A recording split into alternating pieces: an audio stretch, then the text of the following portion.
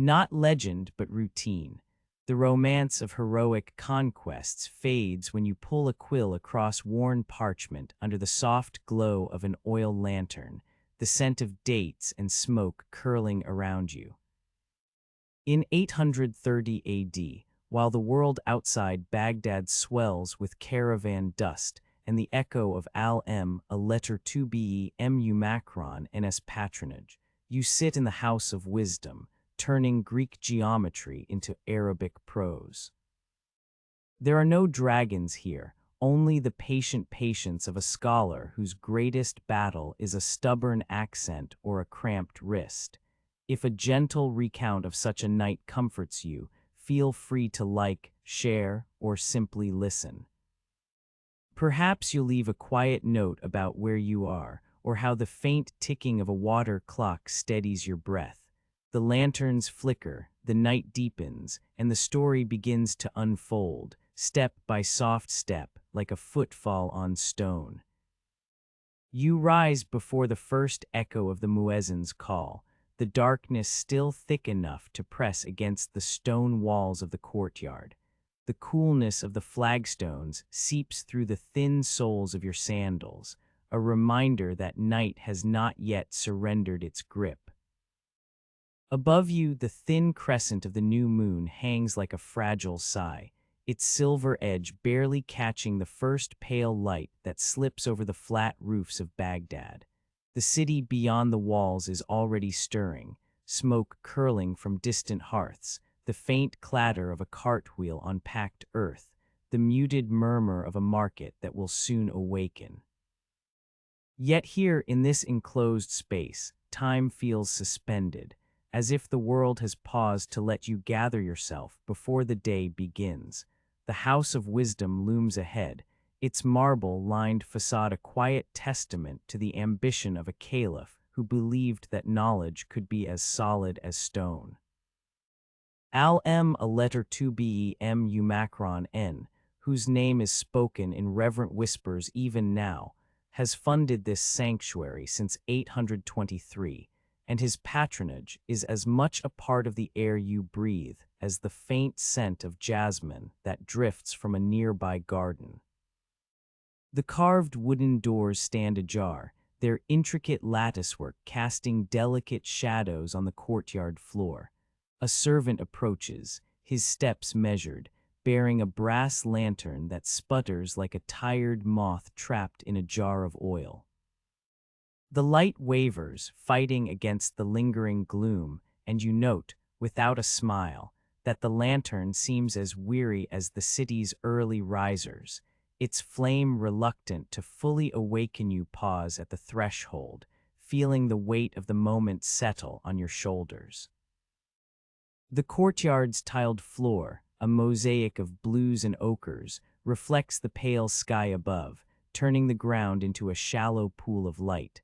The tiles are cool under your feet, each one worn smooth by countless footsteps, each crack a silent record of the generations that have passed this way. You inhale deeply, drawing in the faint perfume of rose petals that have been scattered in the basin at the far end of the courtyard.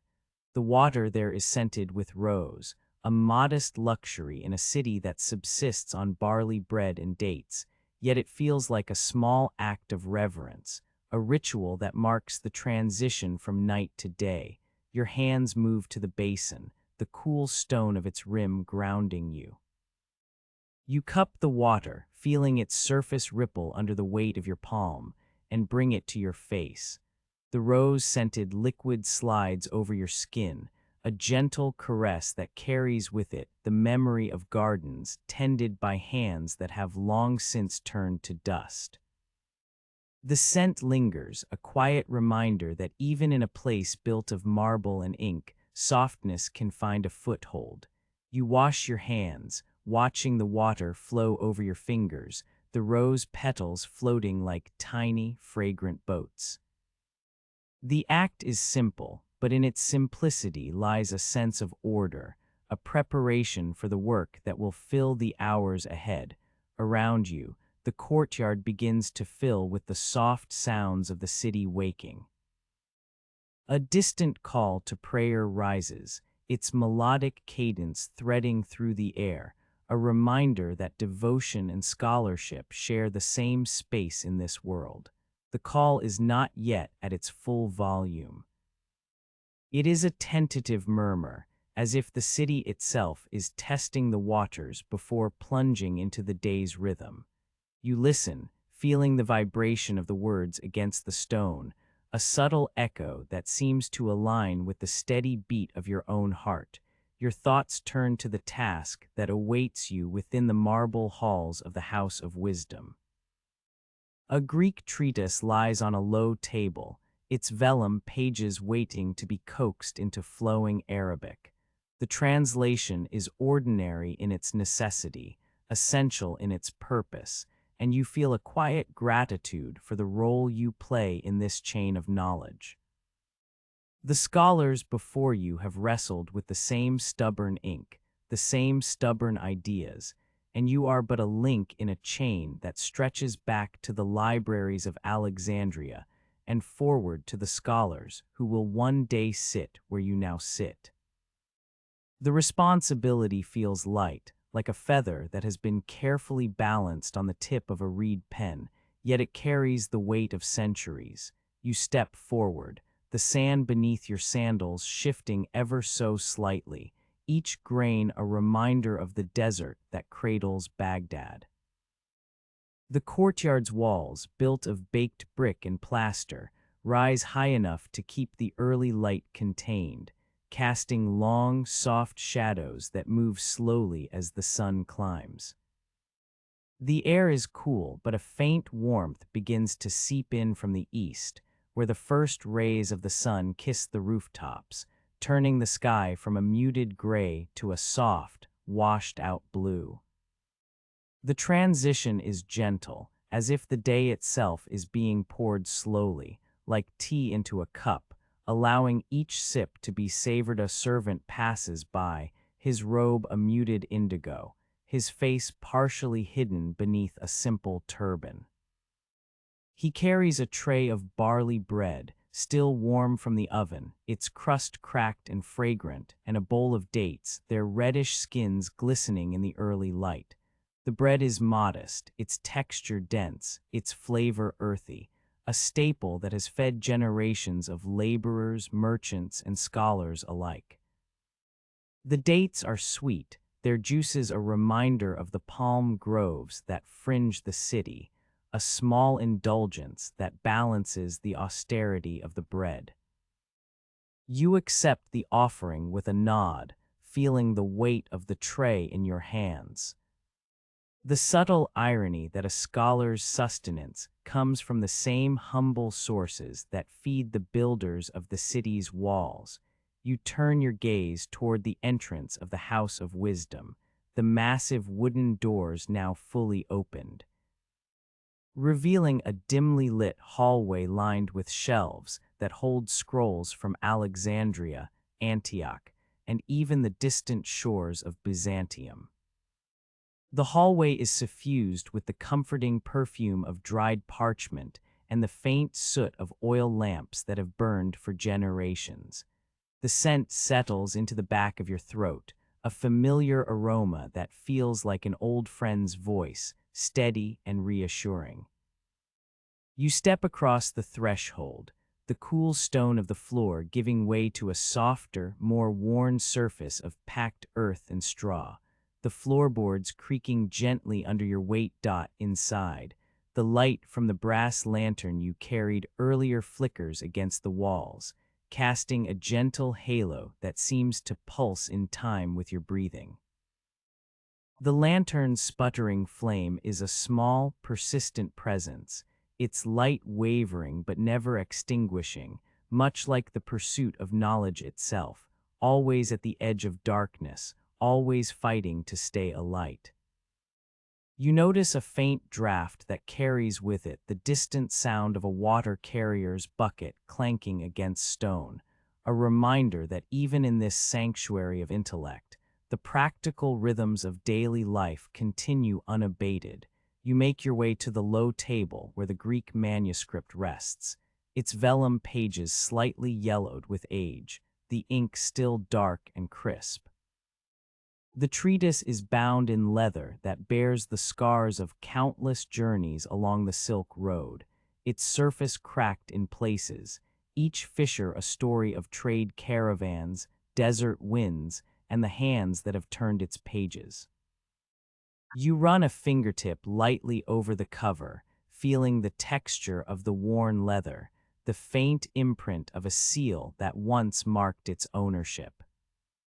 The seal is faded, but the shape is still discernible, a simple geometric pattern that hints at the manuscript's origin, perhaps a workshop in Antioch or a scholar's private collection in Constantinople.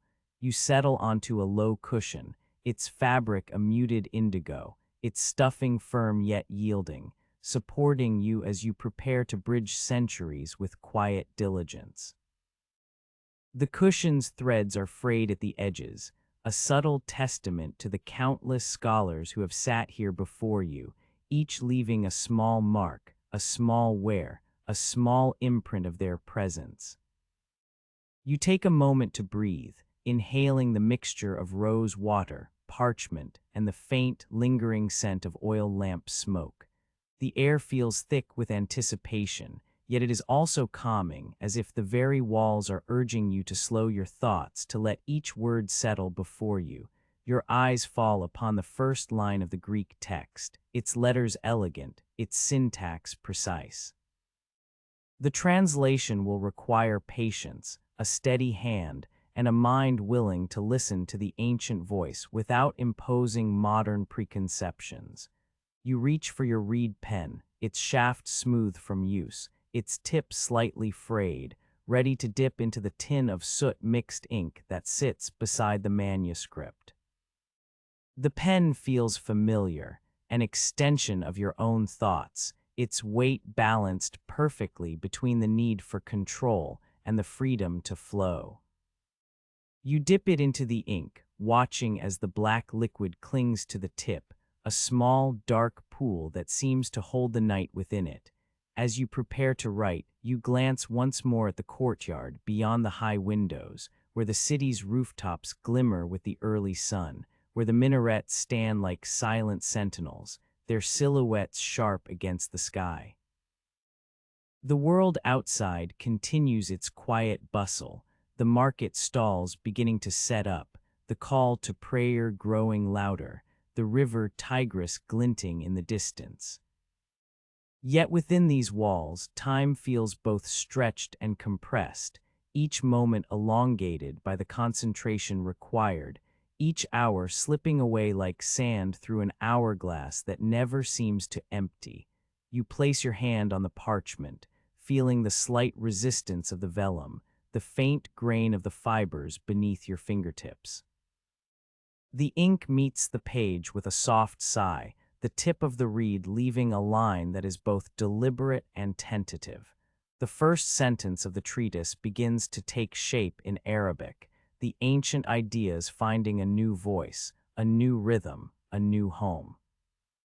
The act of translation is quiet, almost meditative, each stroke a small prayer, each word a bridge across time and language. The courtyard's tiled floor continues to reflect the pale sky, the light shifting ever so slightly as the sun climbs higher, casting a gentle glow that filters through the high windows and settles on the manuscript. The brass lantern's flame steadies, its sputtering now a soft, rhythmic pulse that matches the cadence of your breathing. You feel a quiet gratitude for the ink-black night that will soon return, for the darkness that will once again cloak the city, allowing the lantern's light to become the sole witness to your work. The night's return feels like a promise, a reminder that each day ends as it begins, in a cycle of light and shadow, of effort and rest. You settle deeper into the cushion, allowing the rhythm of your pen to align with the rhythm of your breath. The world outside fades to a muted backdrop, the sounds of the city becoming a distant hum, the scent of rose water lingering like a soft veil. In this moment, you are both a part of something vast and intimately personal, a scholar translating a treatise, a caretaker of knowledge, a quiet observer of the city's pulse. The day stretches ahead as a thin ribbon of responsibility, each thread woven with care, each moment a step toward the completion of a work that will outlive you. That will speak to future generations as clearly as the call to prayer echoes across the rooftops, the lantern's light, the rose-scented water, the barley bread and dates. The cool stone beneath your sandals, all these small details settle into your awareness, forming a tapestry of the present that is both humble and profound. You feel the weight of centuries in the quiet of the courtyard, the weight of the caliph's patronage in the marble walls, the weight of your own hand on the reed pen. Yet there is no heaviness that burdens. Instead, there is a gentle steadiness, a calm acceptance that each breath, each stroke, each sip of water is part of a larger, unhurried rhythm. You pause, letting the ink dry on the freshly written line, watching as the black marks settle into the parchment, a small, permanent imprint of your thought. The lantern's flame flickers, casting a soft halo that seems to protect the words, as if the light itself is a guardian of knowledge. The courtyard outside remains bathed in the early light, the city's heartbeat slow and measured, the call to prayer rising and falling like a tide. You close your eyes for a moment, feeling the cool air on your face, the faint scent of rose and oil, the distant murmur of a market beginning to stir. When you open them again, the page before you is half filled, the translation progressing in a measured, deliberate pace. You return to your pen, ready to continue, aware that the day will unfold slowly, each hour marked by the subtle shifts of light, the occasional sigh of the lantern, the quiet rustle of parchment. The house of wisdom stands around you, a sanctuary of thought, its walls holding the echoes of countless scholars, its shelves bearing the weight of worlds. You are a part of that quiet chorus, your voice soft, your contribution steady, your presence a gentle ripple in the vast sea of knowledge. The sun climbs higher, its warmth seeping through the lattice screens, turning the courtyard stone into a warm, amber glow. Yet inside, the cool shade remains, the lantern's light steady, the scent of rose water lingering. You settle back into the rhythm, the reed pen moving with a calm assurance, each line a small bridge between the ancient Greek mind and the Arabic world you inhabit. The day stretches ahead, thin yet unbroken, a ribbon of responsibility. The air inside the house of wisdom settles around you like a quiet breath, heavy with the scent of dried parchment and the faint, lingering soot of oil lamps that have burned through countless evenings. It is a perfume you have learned to recognize, a comforting presence that clings to the back of your throat and steadies the rhythm of your thoughts. The stone floor beneath your sandals is cool, its surface worn smooth by the steps of scholars, servants, and the occasional curious child who has slipped in through an open doorway. Light filters through the high, latticed windows, casting a lattice of shadows that dance lazily across the rows of shelves, each one a narrow canyon of wood and leather, each shelf a silent testimony to the breadth of the world beyond Baghdad's walls. You move forward, your sandals making a soft, measured click against the stone, and the rows of shelves rise before you like the ribs of a great, sleeping beast. The shelves are crowded with scrolls and codices that have traveled far, their origins whispered in the frayed edges of their bindings. A scroll from Alexandria bears a faded papyrus tag, its Greek letters still legible enough to read Letter 1F00 Sigma Tau Rho Omicron Mu Ot Alpha before the ink has faded entirely. A codex from Antioch rests beside it, its cover a deep, weathered brown, the leather cracked in a pattern that resembles the ancient city's stone walls. Further along, a thin, vellum-bound volume from the distant shores of Byzantium bears a miniature illustration of a ship, its sails full, as if caught in a perpetual breeze. The edges of these works are frayed, the way old sleeves become threadbare after years of use, and you cannot help but feel a quiet kinship with the hands that have turned these pages, the scholars who have traced the same inked lines you now study. Your eyes settle on a particular codex that seems to command a small, reverent space on the shelf. It is a Greek manuscript of Ptolemy's Almagest, its leather cover scarred by the passage of centuries and the long, arduous journey along the Silk Road. The leather is darkened in places where the sun has baked it, softened in others where the humidity of distant deserts has seeped in.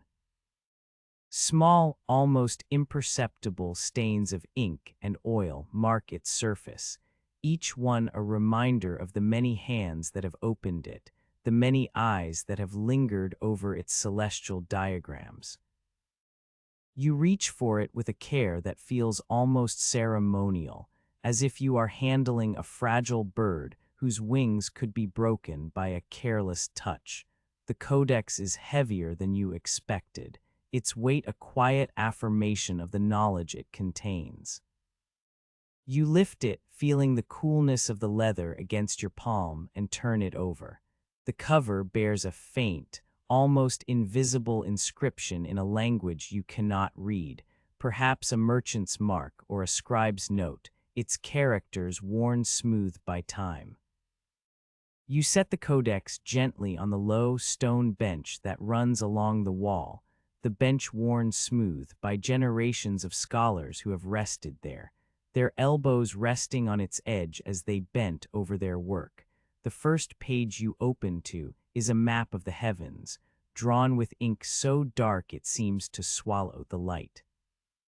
The constellations are rendered in precise, angular strokes, each star a tiny point of black that glints faintly when the lantern above you flickers. The lines connecting them form intricate patterns that have guided sailors across seas and shepherds across deserts. You notice the marginalia, tiny notes in Greek, some in Arabic, some in a script that looks like a blend of both, scribbled in the margins by previous readers. One such note catches your eye. A date etched in a careful hand, 830 AD. It is a simple marker, a reminder that this manuscript has been here for nearly a century. That you are part of a chain of scholars stretching back to a time when the Caliph al-M, a letter to Mu Macron, NS patronage, was still fresh in the minds of those who built these marble-lined halls. You run a fingertip over the edge of the parchment. Feeling the slight texture of the fibers, the faint grain that speaks of the papyrus's origin in the Nile Delta. The parchment is surprisingly resilient, the ink still dark and crisp, the equations and geometric diagrams as clear as if they had been written only yesterday. The Greek letters stand out, each one a small, deliberate curve, a testament to the precision of the ancient astronomer who first set them down. You can almost hear the echo of his voice, a distant murmur in a language that has traveled across seas and empires, now waiting for your hand to give it new life in Arabic. Beside the codex lies a reed pen, its slender shaft darkened at the tip where it has been dipped in ink before. The pen is a familiar companion, its tip softening like a sigh each time it meets the page. A tin of soot-mixed ink rests nearby, its surface dull and matte, the blackness within it deep as night. The ink has been prepared according to a recipe passed down through generations. Soot collected from the hearths of Baghdad's homes, mixed with gum arabic and a few drops of water, then left to settle until the particles bind into a smooth, velvety fluid. You have watched the preparation many times, the slow, patient stirring, the careful pouring, the way the ink settles into a quiet pool, ready to be summoned at a moment's notice. The lantern above you flickers, its brass frame catching the light of the oil flame within. The flame sputters like a tired moth, its glow soft and amber, casting a gentle halo over the text. The light is not harsh. It is forgiving, allowing the ink to be seen without washing out the delicate lines of the diagrams. The lantern's glow creates a small oasis of illumination in the otherwise dim hall, a pocket of warmth that seems to pulse in time with your breathing. You feel the quiet rhythm of the room settle around you, the distant murmur of the city outside muffled by the thick stone walls, the occasional soft footfall of a servant moving through the corridors, the faint rustle of a robe as someone passes by. You settle onto a low cushion placed near the bench, its fabric worn but still soft, the threads frayed at the edges where countless scholars have rested their elbows. The cushion is a small island of comfort, its modest height allowing you to lean forward without straining your back. You adjust your posture, aligning your spine with the stone floor, feeling the coolness of the stone through the thin fabric of your sandals. The world narrows to the space between your eyes and the codex, the space where the ancient Greek text meets the quiet anticipation of your Arabic hand. You take a moment to breathe, inhaling the scent of the parchment, the faint aroma of oil, the lingering trace of rosewater that drifts from the courtyard beyond. The air is thick with history, each breath a reminder that you are not merely translating words, but bridging worlds. The quiet of the library is punctuated only by the occasional soft creak of wood as a shelf settles, the distant call of a muezzin echoing faintly through the arches, and the gentle, steady drip of water from a clepsydra in a hallway you have not yet entered. The rhythm of these sounds forms a subtle backdrop, a metronome that steadies your thoughts. You lift the reed pen, feeling its familiar weight, and dip it into the ink. The tip softens, absorbing the dark fluid, the surface of the pen darkening as the ink climbs up its shaft. You pause, looking at the first sentence of the Almagest, a description of the celestial spheres that Ptolemy has rendered in precise Greek. The words are dense, each term a key to a larger mechanism, each phrase a step in a grand design that maps the heavens. You consider the challenge ahead, to render these concepts into flowing Arabic, to preserve the mathematical rigor while allowing the language's own elegance to shine through. It is a task both ordinary and essential, a thread in the tapestry of knowledge that the House of Wisdom has been weaving for decades. Your hand moves slowly, each stroke deliberate, the ink spreading across the parchment with a measured patience. The reed tip leaves a line that is neither too thick nor too thin, a balance you have learned through years of practice. As you write, you hear the faint rustle of the parchment, a soft whisper that seems to approve of your careful pace. The ink, though reluctant at first, begins to flow more readily, as if recognizing the familiarity of the hand that guides it. You note the subtle irony that the heavens, vast and immutable, are now being transcribed by ink that moves at the speed of a scholar's breath. The translation proceeds line by line, each Greek phrase examined, each term considered.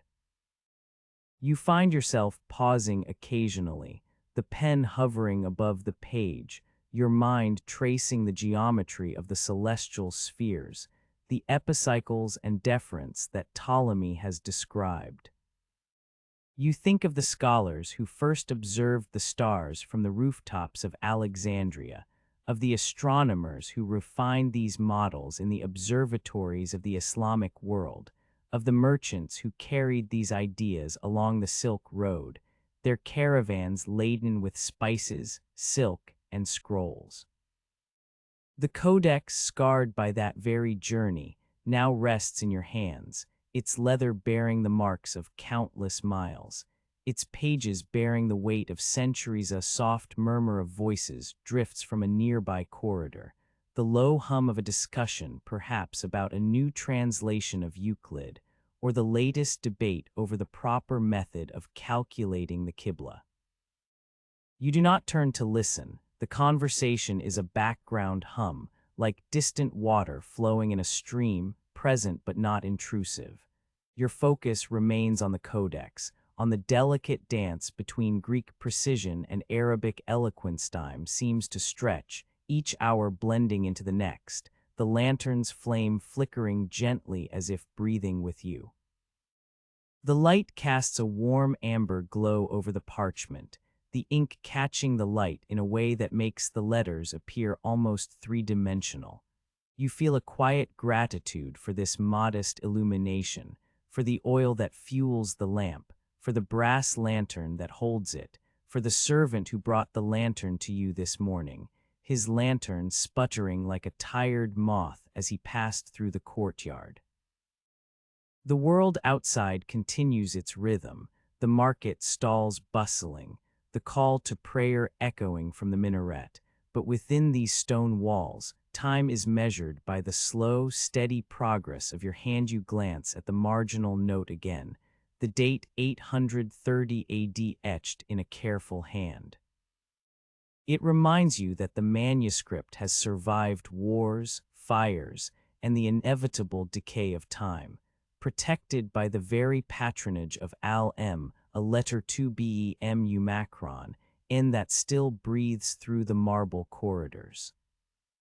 The caliph's name is spoken in reverent whispers, his generosity a silent wind that fills the sails of this intellectual ship.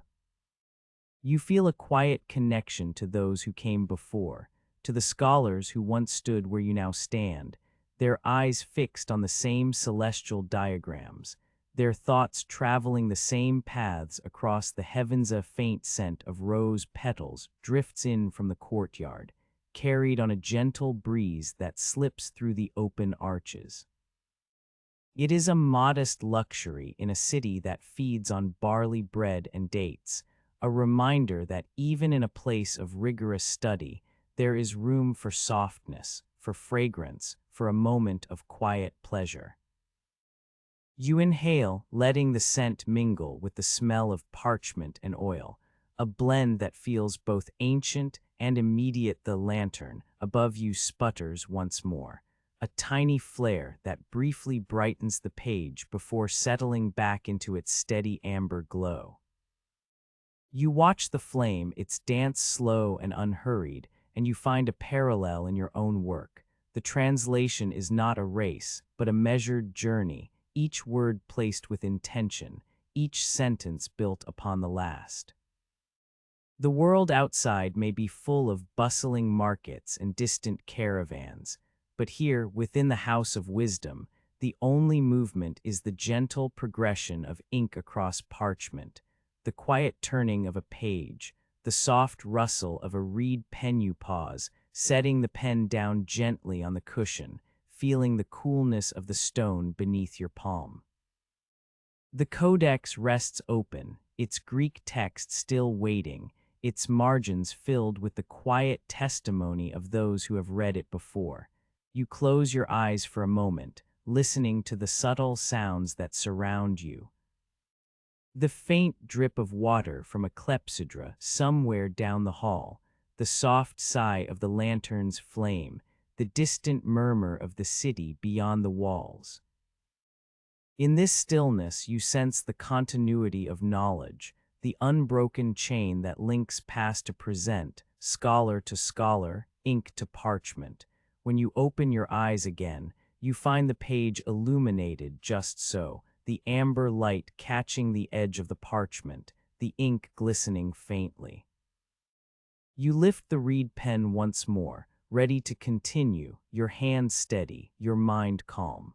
The translation is a bridge, and each stroke of your pen is a plank laid across the span of centuries, a quiet act of devotion that binds you to the scholars of Alexandria, Antioch, Byzantium, and Baghdad alike.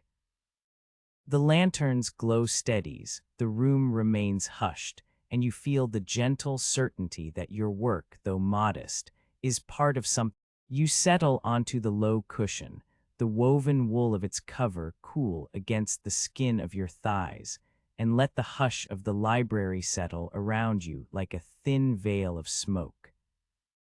The lantern above sways ever so slightly, its flame a muted amber that throws a soft halo over the Codex of Ptolemy, the leather cover still bearing the faint scars of countless journeys along caravan routes that have long since turned to dust. The air is thick with the scent of oil and the faint, lingering perfume of rose-petaled water that you used earlier to cleanse your hands. It clings to the stone walls, a reminder that even in this place of austere study, there is room for modest indulgence. You lift the reed pen, its hollow shaft smooth from years of use, and feel the familiar weight of the dried reed in your grip, the way it balances between the delicate tip and the sturdy base. As if it were an extension of your own breath, the tin of soot-mixed ink rests within easy reach, its surface dark and slightly gritty. A mixture that has been refined over generations of scribes who learned to coax blackness from the soot of oil lamps and the ash of burnt dates. You dip the pen, watching the tip absorb the ink like a thirsty reed drinking from a shallow pool. The ink clings to the tip, thickening just enough to leave a clear, deliberate line, and you notice how it seems to hesitate, as if aware that each stroke will become part of a bridge between worlds. The first Arabic word you write is a simple preposition, a modest beginning that feels almost ceremonial. The ink spreads sluggishly across the parchment, the fibers of the page drinking it in with a quiet, patient resistance. You smile faintly at the irony. The heavens described in the Almagest are vast, moving in perfect, immutable cycles, yet the ink that records them moves with the deliberate slowness of a river caught in winter ice. Your wrist begins to ache after a few measured lines, a dull throb that settles into the muscles of your forearm. It is a sensation you have come to recognize as the quiet companion of scholars, a reminder that the body, like the parchment, must be tended even as the mind reaches for distant stars. You pause, setting the pen down gently on the cushion, and lift the copper cup that rests nearby. The metal is warm from the fire that boiled the water earlier in the day, its surface still bearing the faint imprint of the ember's kiss. You sip, feeling the heat travel down your throat, the water carrying with it a whisper of the copper's earthy taste, a small comfort that steadies the pulse of your thoughts. The cup is simple, unadorned, its plainness a counterpoint to the intricate geometry you are transcribing. In its modesty, you find a quiet affirmation that greatness often hides in the unremarkable outside. A gentle drizzle begins, the first droplets pattering against the tiled roof of the House of Wisdom with a soft, rhythmic percussion. The sound is neither loud nor urgent. It is the kind of rain that seems to have been summoned specifically to accompany the work of those who sit beneath its shelter.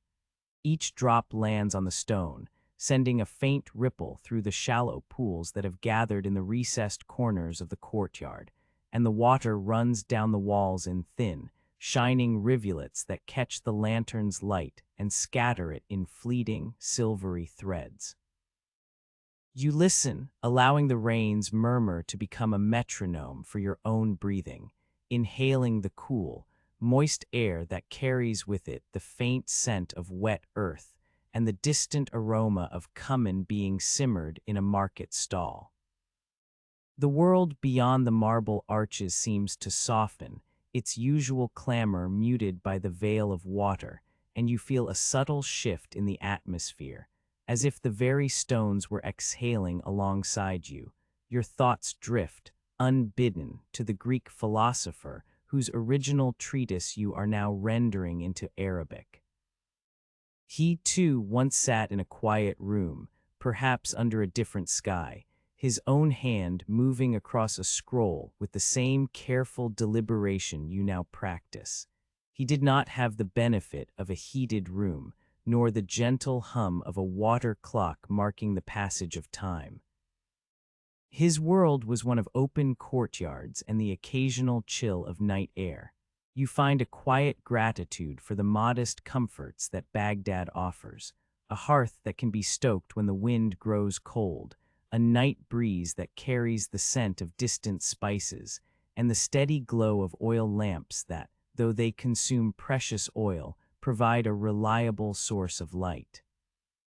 In this gratitude there is a faint, dry humor, how the same civilization that can send scholars across continents also tolerates the occasional flicker of a lamp that threatens to sputter out, a reminder that even the brightest minds must contend with the mundane. Your eyes wander to a small brass compass that rests on a nearby shelf, its needle quivering ever so slightly as it seeks magnetic north.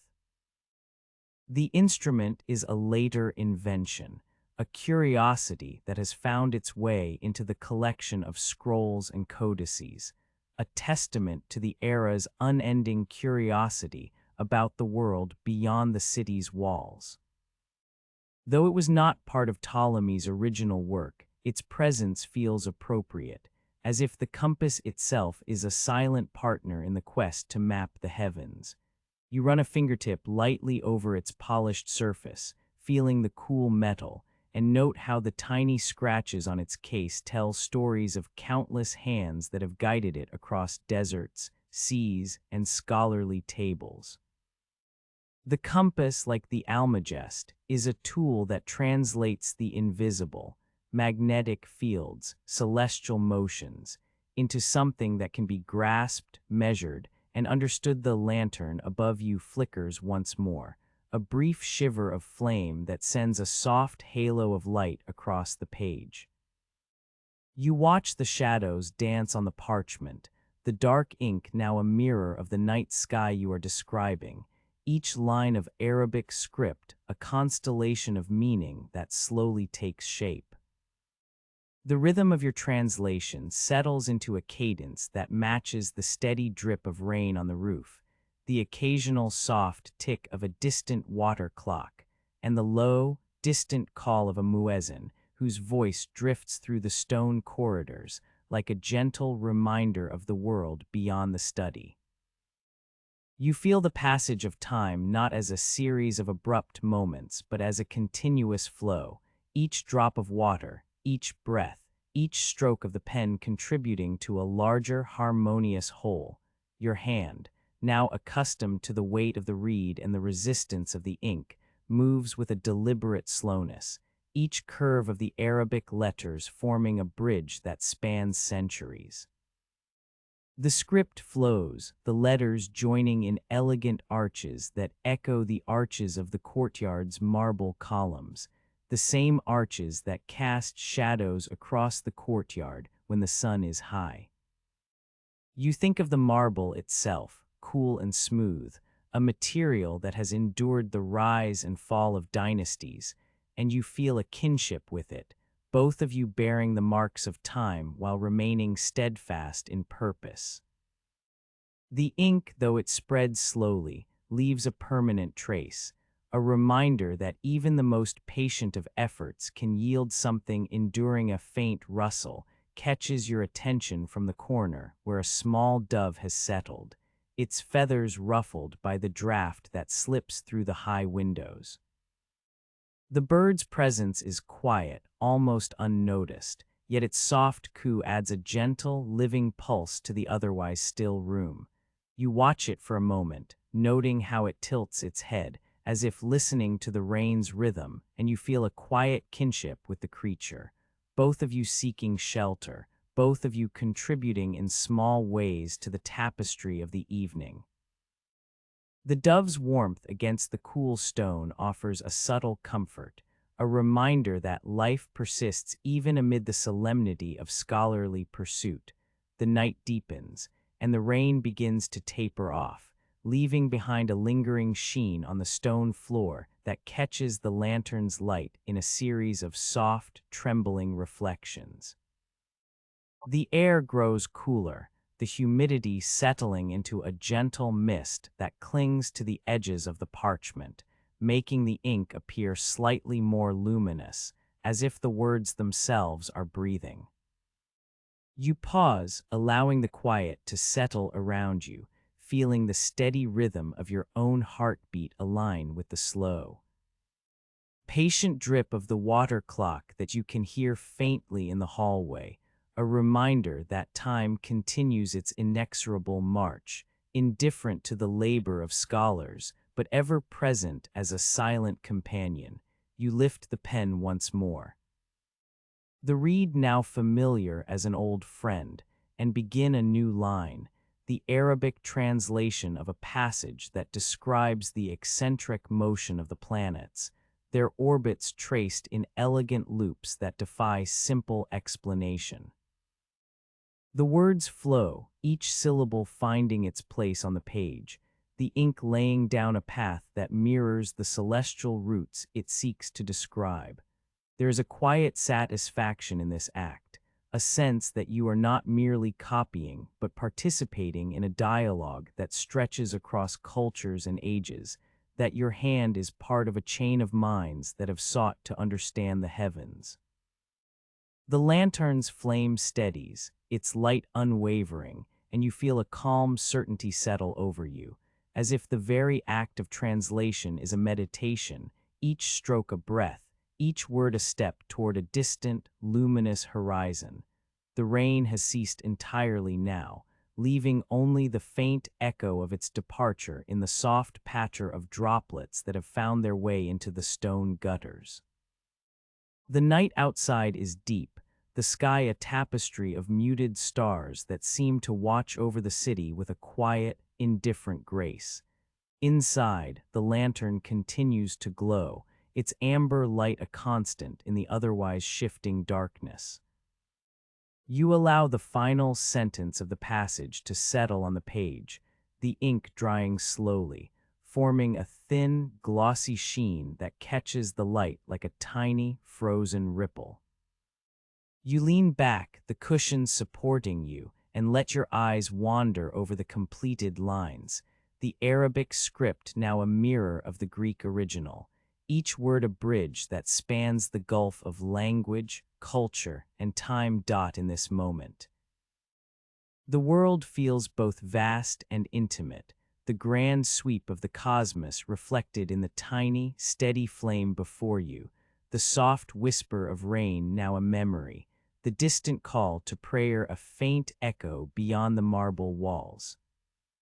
You breathe in the cool night air that has slipped through the open shutters, feeling it mingle with the lingering scent of oil and rose, and you sense a quiet, enduring rhythm that ties together the ink, the pen, the rain, the compass, and the countless scholars who have walked these corridors before you.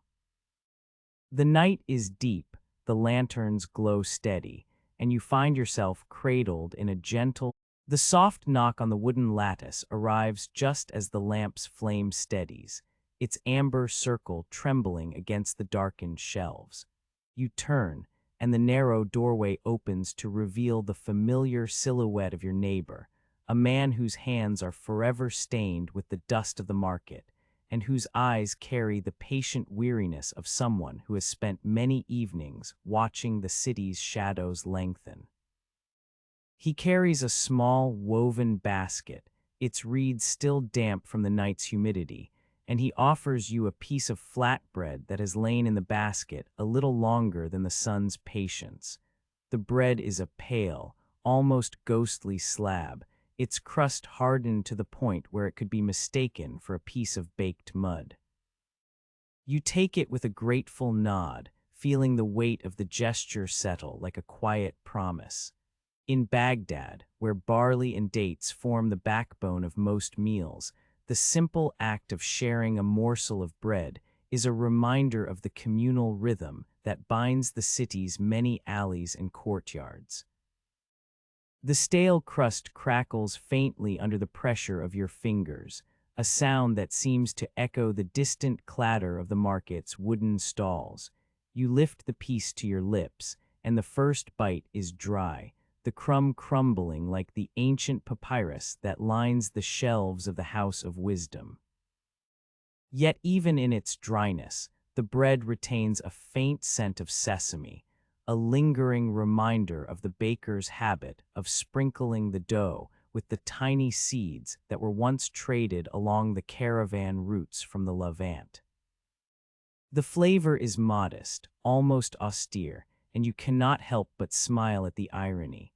A scholar whose thoughts constantly reach for the heavens now finds his palate grounded by a piece of earth that has already begun its slow decay. Your neighbor, whose name you have heard whispered in the courtyard, perhaps a weaver or a potter, though his exact trade matters little, leans against the cool stone of the doorway and chuckles softly.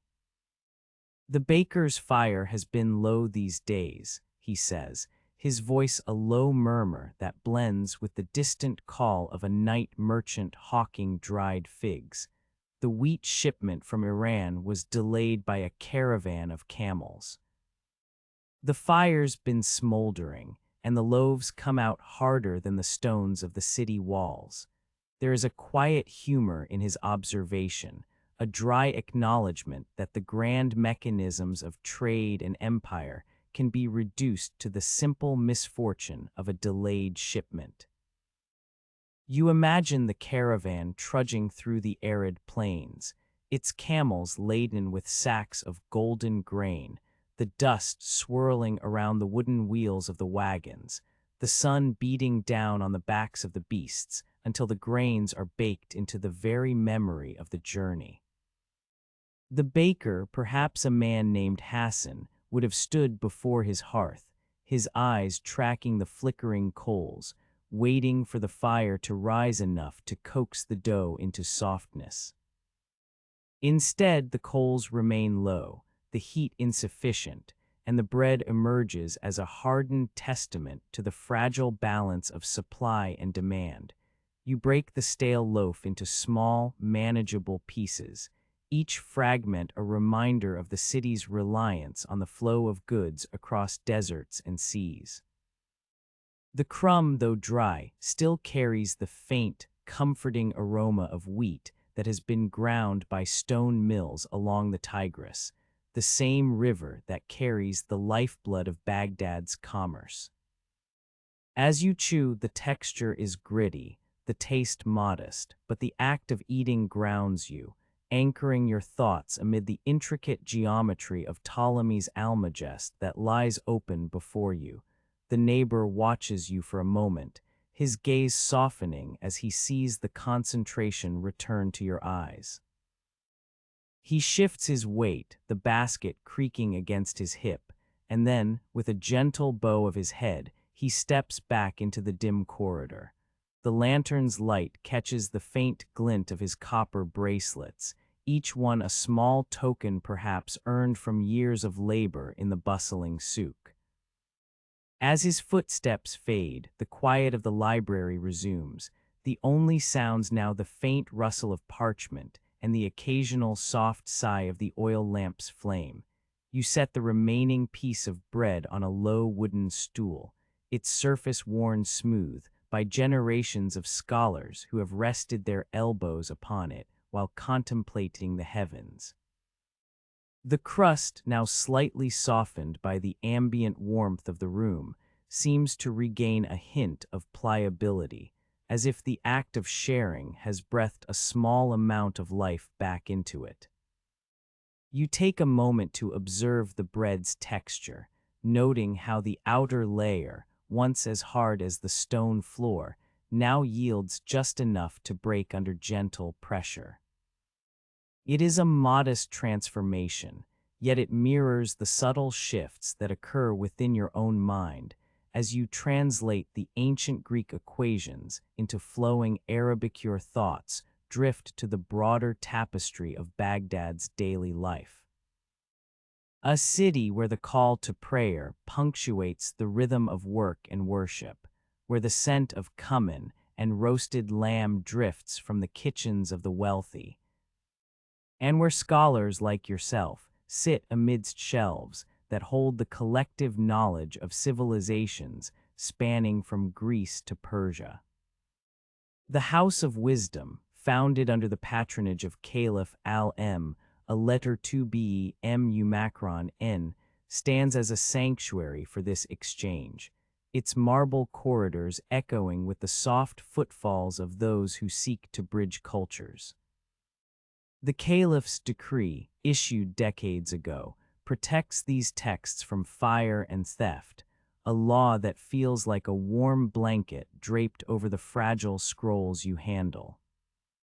Yet the very lamps that illuminate your work are fed by oil, a fire that, if left unattended, could become the very threat the decree seeks to prevent.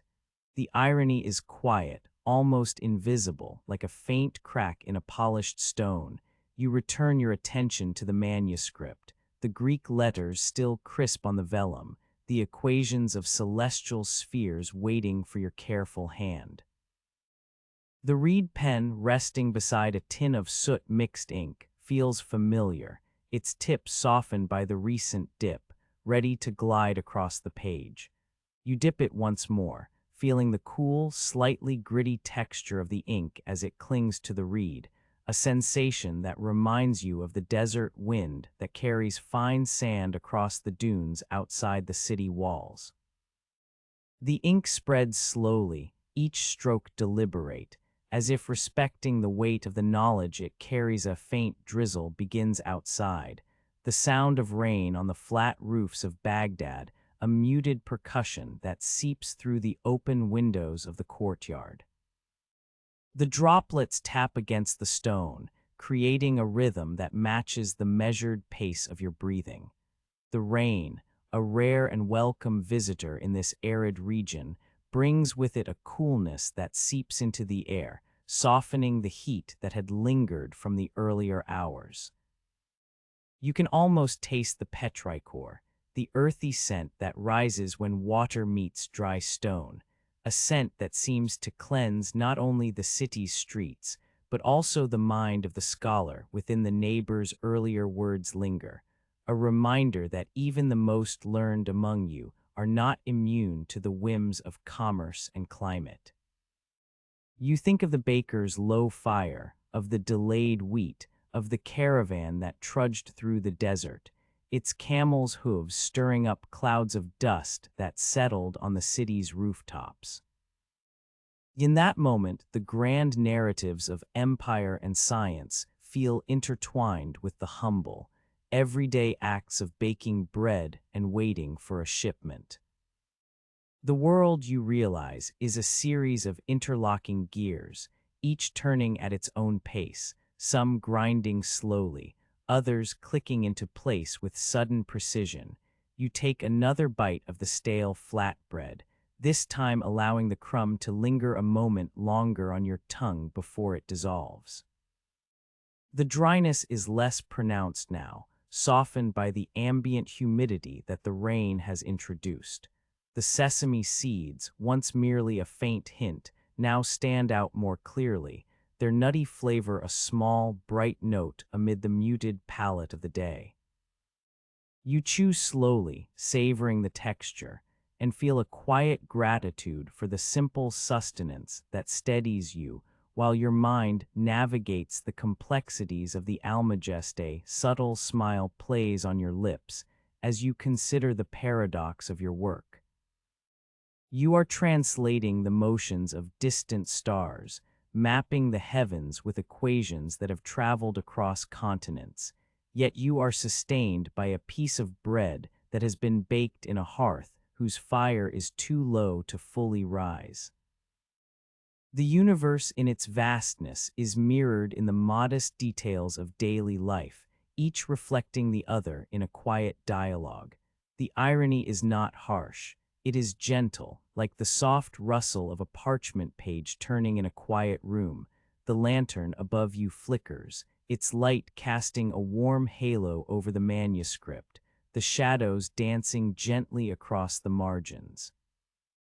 The glow highlights the faint ink stains on the wooden desk, each one a testament to countless hours spent in diligent translation.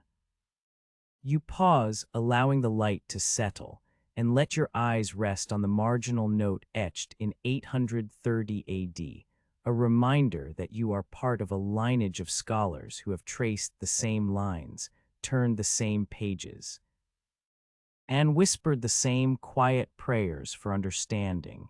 Your neighbor's brief visit, the stale bread, the low fire, the delayed wheat, each element weaves itself into the fabric of your day.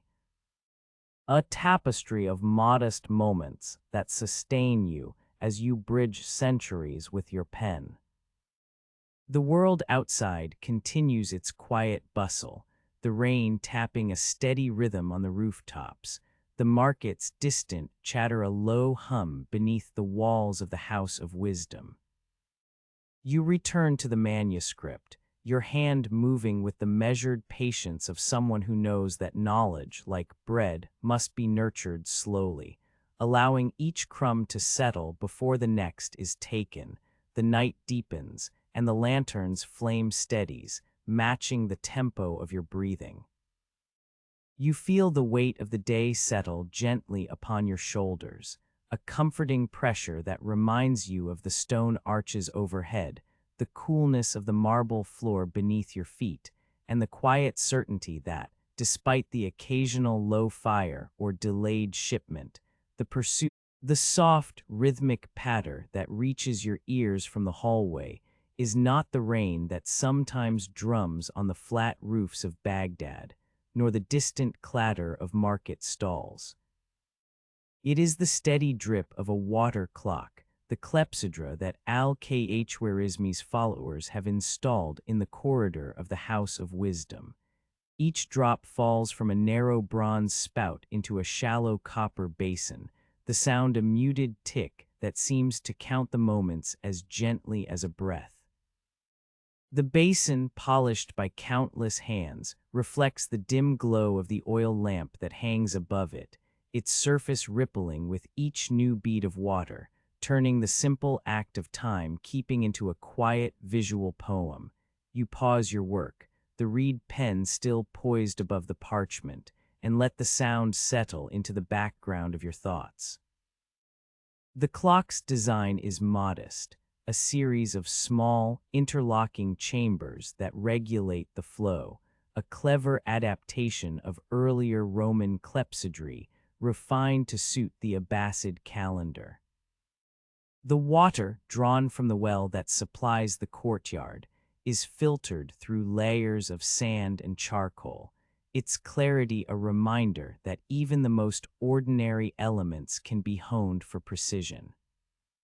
The water level rises slowly, then is released through a tiny aperture, each cycle marking an hour in the 12-part division that the caliph's court has adopted for lectures, prayers, and the timing of market days. You watch the water rise, then fall, and feel a quiet kinship with the device. The passage of hours is invisible to the eye, yet here it is made audible, each drop a soft affirmation that time continues, indifferent to the weight of the work you bear. The translation of Ptolemy's Almagest proceeds line by line, the Greek sentences unspooling like constellations across the night sky, each star a mathematical truth waiting to be rendered in flowing Arabic. The ink you use, soot mixed with gum Arabic, holds a darkness that seems to absorb the lamp's light, a darkness that, paradoxically, spreads slowly, as if reluctant to leave the page. You notice with a half smile that the heavens, described in the treatise as vast and immutable, are being charted by a pen whose ink moves with the patience of a snail crossing a sun-warmed stone. Your wrist aches from the hours of careful strokes, the muscles in your forearm tightening like the chords of a lute being tuned. You set the reed pen down beside the tin of ink, its tip still damp, and lift a copper cup to your lips. The water inside is warm, its surface still bearing the faint imprint of the fire that boiled it, a small, lingering reminder of the hearth that keeps the library's rooms from the chill of night. The steam rises in a thin veil, mingling with the scent of rose petals that still clings to the basin where you washed your hands that morning. The fragrance is modest, a luxury in a city where most meals are seasoned with cumin, coriander, and the occasional dash of dried mint, but it steadies you, as if the scent itself were a quiet prayer outside. A gentle drizzle begins, the rain tapping lightly against the tiled roofs of the courtyard. The sound is distant, muffled by the thick walls of the building, yet it seeps through the cracks in the lattice screens, adding a soft percussion to the water clock's ticking. The rain carries the smell of wet earth, a scent that rises from the garden where figs and pomegranates grow in orderly rows, tended by workers whose hands are stained with the soil of the Tigris Delta. The garden, though hidden from most visitors, is a place where scholars sometimes retreat to contemplate the verses of the Quran or the verses of a poet, the green leaves offering a visual pause from the ink-black pages that dominate your days. You turn your attention back to the manuscript, the Greek letters still crisp, the diagrams of celestial spheres drawn with a precision that seems to defy the limitations of parchment. The margins are filled with notes in a hand that predates yours by a few decades, the ink of those annotations darker, perhaps made with a different mixture of soot and gum. One marginal note, dated 830 AD, bears the name of a scribe whose identity is lost to history, but whose work lives on in the very fibers of the codex. You trace the curve of a Greek letter with your fingertip, feeling the slight roughness of the parchment, the way the fibers have been pressed together under the weight of centuries of travel along the Silk Road.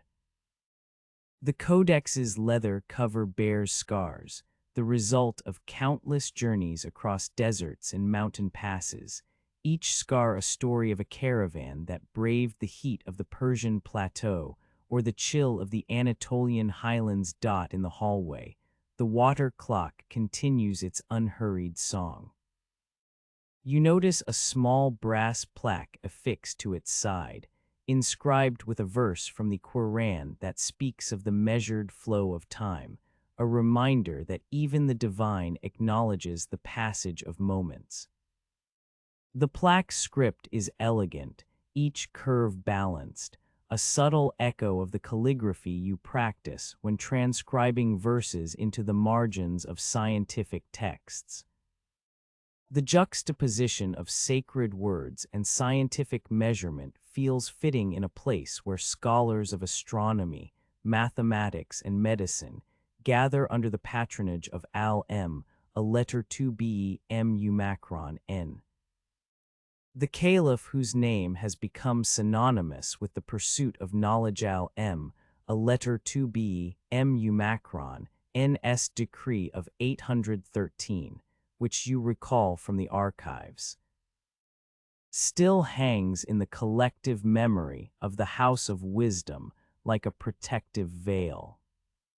The law issued to safeguard books from fire and theft mandated that any person caught destroying a manuscript would face severe penalties, a measure that has allowed the library's collection to survive the occasional blaze that consumes the surrounding market stalls. You think of the irony that the very oil lamps that illuminate your work are also the most common source of accidental fires, their flames flickering in the drafts that slip through the high arches. Yet the decree has proven effective. The librarians, led by the meticulous Abu el-Fadl, have instituted strict protocols for storing scrolls in sealed wooden cabinets, lining the interiors with thin sheets of parchment to absorb any stray sparks. The water clock, with its quiet, non-flaming method of marking time, seems a fitting embodiment of that protective spirit, measuring without burning, counting without consuming. A servant passes by, carrying a brass lantern that sputters like a tired moth, its flame casting a wavering halo over the corridor. The lantern's light catches the surface of the water basin, making the droplets appear as tiny stars reflected in a night sky. You watch the reflection, the way each drop creates a brief shimmering circle before merging with the pool, a miniature echo of the celestial bodies you are transcribing. The metaphor is not lost on you.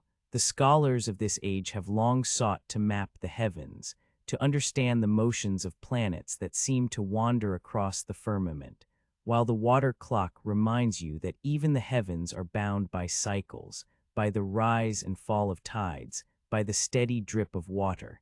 You return to the manuscript, your hand moving with a deliberate slowness that mirrors the clock's cadence. The passage you are translating now describes the eccentric motion of the planets, the epicycles that Ptolemy proposes to explain their apparent retrograde journeys. The language is dense, the Greek terms precise, and you feel the weight of responsibility to convey that precision in Arabic, a language that has, under al-M, a letter 2b, mu macron, and s patronage, become a vessel for scientific thought. You choose your words carefully, aware that each term you select will shape how future scholars understand the cosmos. The ink flows, the reed tip leaving a faint, dark line that catches the lamp's glow, and you sense a quiet satisfaction in the act of bridging cultures, of allowing a Greek mind to speak through an Arabic voice. A faint breeze slips through a narrow opening in the stone wall, carrying with it the scent of distant incense and the faint echo of a muezzin's call from the minaret beyond the courtyard. The sound is distant, yet it threads through the hall, a reminder that the world outside continues its own rhythm, that the market's bustle, the caravan's arrival, the prayers of the faithful all persist alongside your solitary work.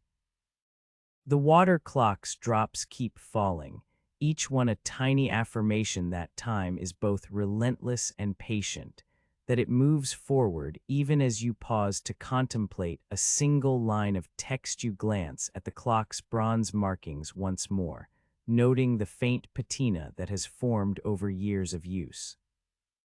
The metal has darkened where the water has touched it, a subtle reminder that even the most steadfast instruments bear the marks of their service. You think of the scholars who have stood in this same corridor, their hands perhaps as calloused as yours, their eyes as focused on the same delicate balance between observation and transcription.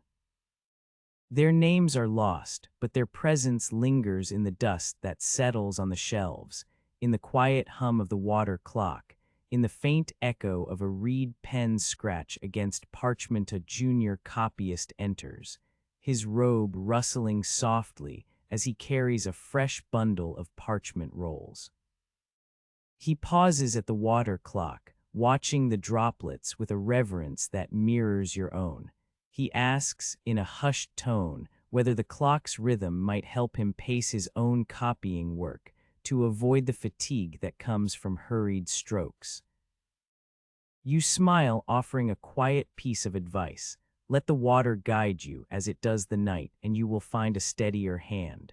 He nods, grateful for the counsel, and moves to his desk, the soft thud of his sandals echoing faintly on the stone floor. The day stretches onward, the sun moving across the sky, its light filtering through the lattice screens in thin golden bars. As the afternoon wanes, the water clock's basin begins to fill, the water level rising toward the brim.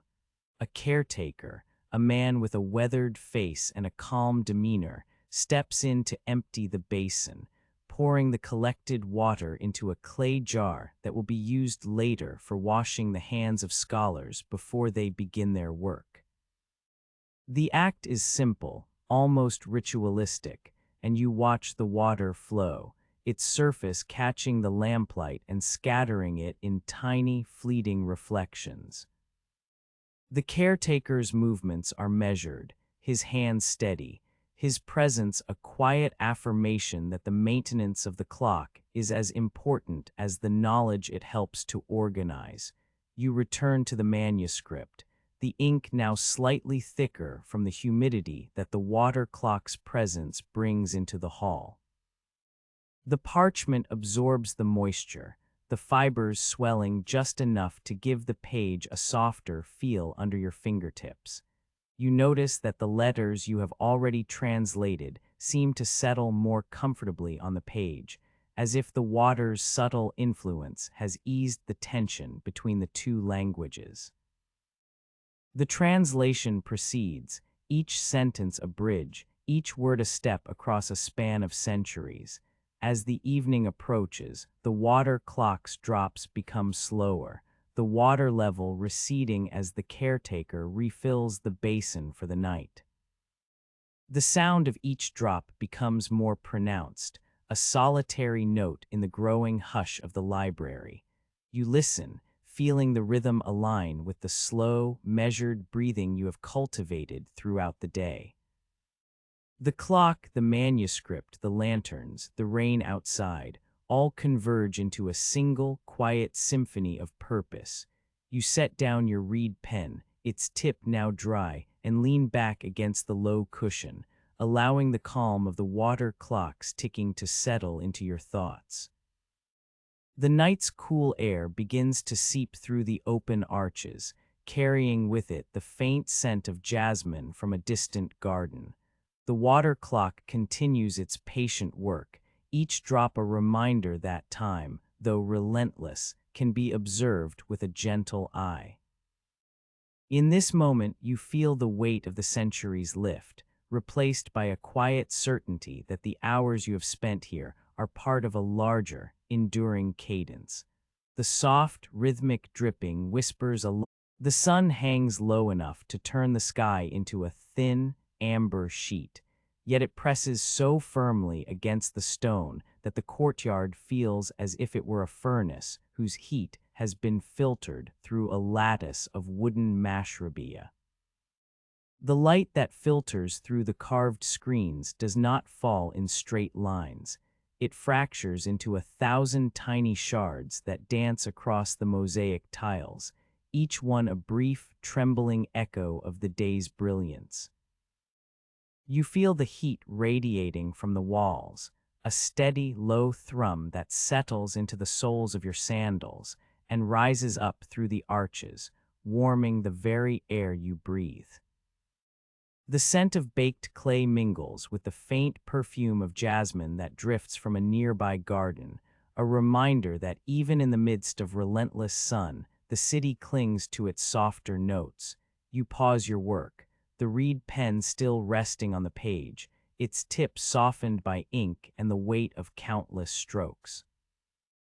The parchment beneath your fingers is cool, a thin barrier between the scorching world outside and the quiet interior of the House of Wisdom. You lift your gaze to the courtyard, where the sand that has settled in the cracks between the tiles has been transformed by the sun into a fine, warm powder. It shifts beneath your feet with each step, a subtle reminder that the ground itself is alive, breathing in the heat and exhaling it back into the air.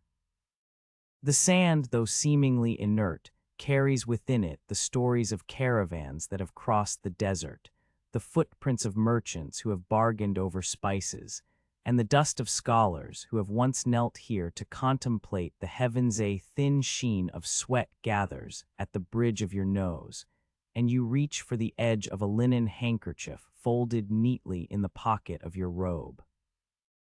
The cloth is soft, its fibers still faintly scented with the soap used by the washerwomen of the market. You dab at the moisture, feeling the coolness of the linen contrast with the heat that clings to your skin. The act is simple, almost ritualistic, and as you smooth the handkerchief back into place, you notice a stray quill lying near the edge of a marble bench. It is a reed, its shaft still greenish from the marshes of the Euphrates where it was harvested, its tip sharpened for the delicate work of copying and translating. The quill has been left unattended, perhaps forgotten after a brief pause in your earlier session, and now it lies there, vulnerable to the weight of the world. You step toward the bench, the sand shifting under your sandal with a soft whisper. As your foot meets the quill, the reed snaps with a quiet, brittle crack, the sound barely louder than a leaf falling in a still garden. A small fragment of the broken tip splinters into your palm, its edges sharp enough to draw a brief sting. The pain is fleeting, a tiny puncture that blooms into a momentary warmth, then fades as quickly as it arrived. You glance at the broken piece, its jagged end a stark contrast to the smooth, flowing lines you have been coaxing onto the parchment. The irony is not lost on you. A scholar, accustomed to the precision of thought and the careful balance of ink and paper, can be undone by a simple piece of reed. You press the fragment against the palm of your other hand, feeling the faint pulse of blood that rises to meet the wound. And you are reminded that even the most disciplined mind is still housed in a body that can be bruised by the most mundane of accidents. A servant approaches, his robe a muted shade of indigo. His sandals soft against the stone as he moves with the practiced ease of someone who has spent his life navigating the courtyards of the palace and the libraries of the city. He carries a shallow bowl of fresh dates, their reddish skins glistening in the sunlight as if they have captured a fragment of the sun itself. The dates are plump, their flesh soft and fragrant with the honeyed scent of the orchards that grow along the banks of the Tigris. He offers the bowl to you with a modest bow, his eyes reflecting a quiet respect for the work you are doing. You accept the dates, feeling the cool metal of the bowl against your palm, and you take a moment to observe the way the light catches the curve of each fruit, turning them into tiny lanterns of their own. You bite into a date, the skin yielding with a gentle snap, the flesh yielding a sweet, slightly caramelized flavor that spreads across your tongue. The taste is a reminder of the far-reaching trade routes that feed Baghdad. The dates have traveled from the oasis towns of the Arabian Peninsula, perhaps even from the distant lands of Yemen, carried across the desert by camel caravans whose hooves have left countless footprints in the sand. The sweetness of the fruit balances the bitterness of the ink that stains your fingers, a small, sensory equilibrium that steadies the mind. As you chew, you feel the warmth of the sun on your cheek, the heat that has seeped into the stone walls now reflected in the gentle heat that rises from the dates themselves.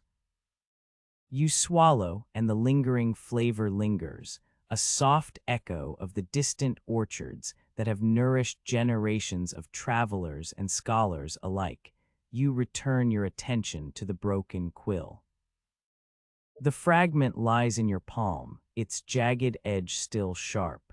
You consider the possibility of repairing it, of fashioning a new tip from another reed, but you also recognize that the broken piece is a symbol of resilience.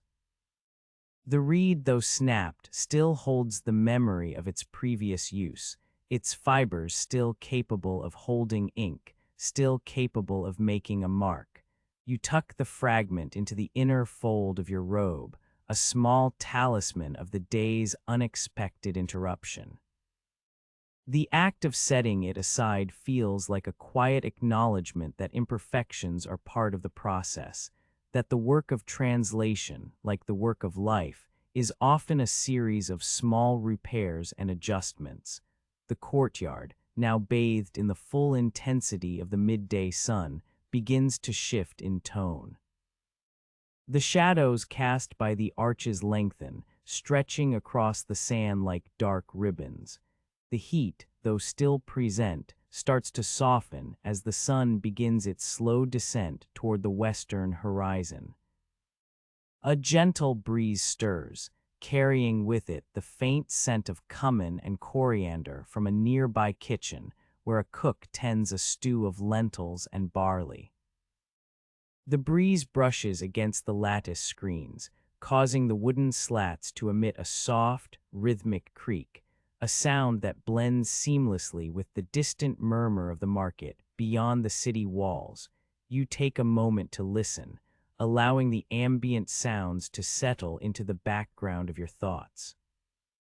The distant clatter of a merchant's cart, the low hum of conversation among women gathering water, the occasional call of a child playing near the fountain, all these noises form a tapestry of life that surrounds the house of wisdom. They remind you that while you are immersed in the translation of ancient Greek astronomy, the world outside continues its own cycles of trade, prayer, and daily labor. The juxtaposition is subtle, almost invisible, yet it provides a grounding presence, a reminder that knowledge does not exist in a vacuum, but is woven into the fabric of everyday existence. You turn back to the marble bench, now empty save for the broken quill and the faint imprint of your hand where you had rested your palm.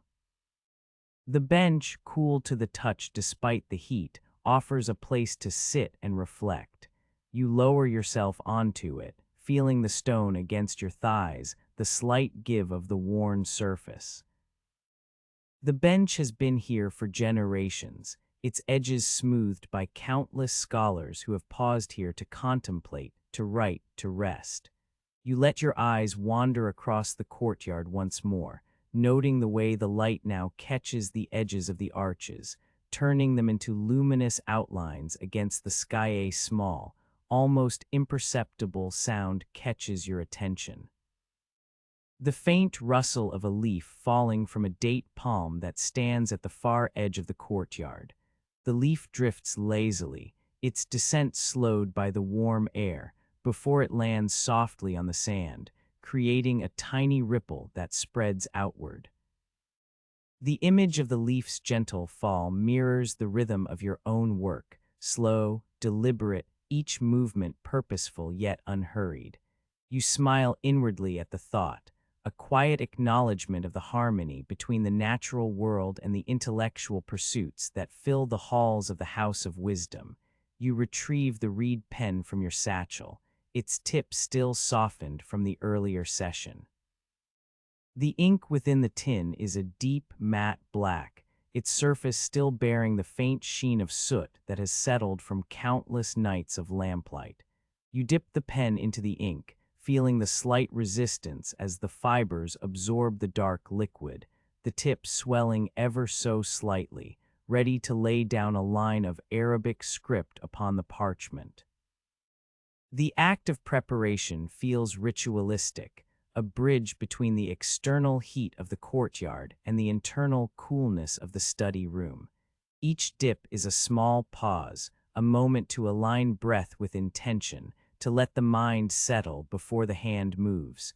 You return to the manuscript, the almagst lying open on the low table before you. The Greek letters, still crisp and dark, seem to glow faintly under the lingering heat of the sun that has filtered through the windows. You begin to write, the reed pen gliding across the page with a measured, deliberate motion. The ink flows slowly, each stroke a quiet affirmation of the connection you are forging between the ancient astronomer's observations and the language of your own time. The words take shape, line after line, the translation growing steadily, a testament to patience and perseverance. The sun continues its descent, the light softening into a warm, honeyed hue that bathes the courtyard in a gentle glow. The heat lessens, the air becoming more tolerable, and a faint, pleasant coolness begins to settle over the stone. You feel the tension in your shoulders ease, the ache in your wrist diminishing as the rhythm of your pen steadies. The broken quill, now tucked safely away, remains a quiet reminder of the day's small trials, while the dates you have eaten provide a lingering sweetness that seems to echo in the back of your throat. As the shadows lengthen further, the courtyard takes on a more contemplative atmosphere. The sounds of the city grow softer, the market's clamor receding into a distant hum, the calls to prayer echoing faintly from the minarets beyond the walls. The world seems to pause, as if holding its breath in respect for the work being done within these stone confines.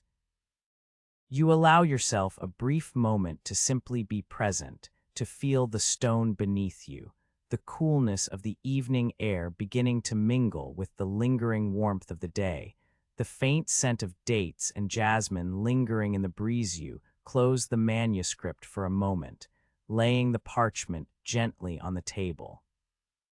The ink, still wet in places, catches the dimming light, creating tiny reflections that resemble stars beginning to appear in the twilight sky. You lean back, resting your elbows on the cool marble, and let your gaze wander upward, watching the first few stars pierce the deepening blue. The transition from day to night feels seamless, a quiet procession that mirrors the steady flow of knowledge from one generation to the next. In this tranquil pause, you reflect on the day's small events. The sudden snap of the quill, the sting of its fragment, the sweet dates offered by the servant, the gentle breeze that finally softened the heat.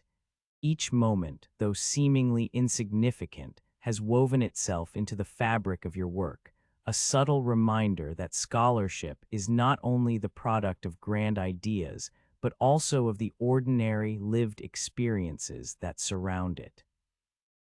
The courtyard, with its sun-scorched stone and cooling shadows, has become a silent partner in your translation, its presence felt in every breath you take, every line you write. You rise from the bench, feeling the slight ache in your foot where the broken quill had lodged, a reminder of the day's minor injury. The pain is now a dull throb, barely noticeable against the backdrop of the evening's calm. You straighten your robe, smoothing the fabric with deliberate, slow movements, the linen whispering softly against your skin. The courtyard, now bathed in the soft amber of the setting sun, feels like a sanctuary, its walls holding the echoes of centuries of learning, its arches framing the horizon where the sky meets the earth. With a final glance at the courtyard, you turn back toward the interior of the House of Wisdom. The doors, heavy wooden panels carved with geometric patterns, stand open, inviting you back into the cool, dimly lit interior where the lamps will soon be lit. You step across the threshold, leaving the heat of the day behind, carrying with you the quiet satisfaction of a day spent in diligent work, the faint memory of a broken quill, the lingering sweetness of dates, and the steady rhythm of the water clock that will mark the passage of the evening hours. The courtyard, now a fading tableau of light and shadow, remains behind you, a gentle reminder that the world outside continues its cycles, while within these walls, the pursuit of knowledge proceeds with the same measured patience. You close the door softly, the sound a muted click that blends with the distant call to prayer, and you settle once more at your desk, ready to continue the translation under the forthcoming glow of oil lamps. The evening settles around you like a soft. The marble floor beneath your feet is cool, a thin veil of stone that has absorbed the heat of countless footsteps over the years. You hear the soft scrape of a sandal against the polished surface, a messenger's arrival marked not by a clamor, but by the whisper of sand-stained leather against the threshold.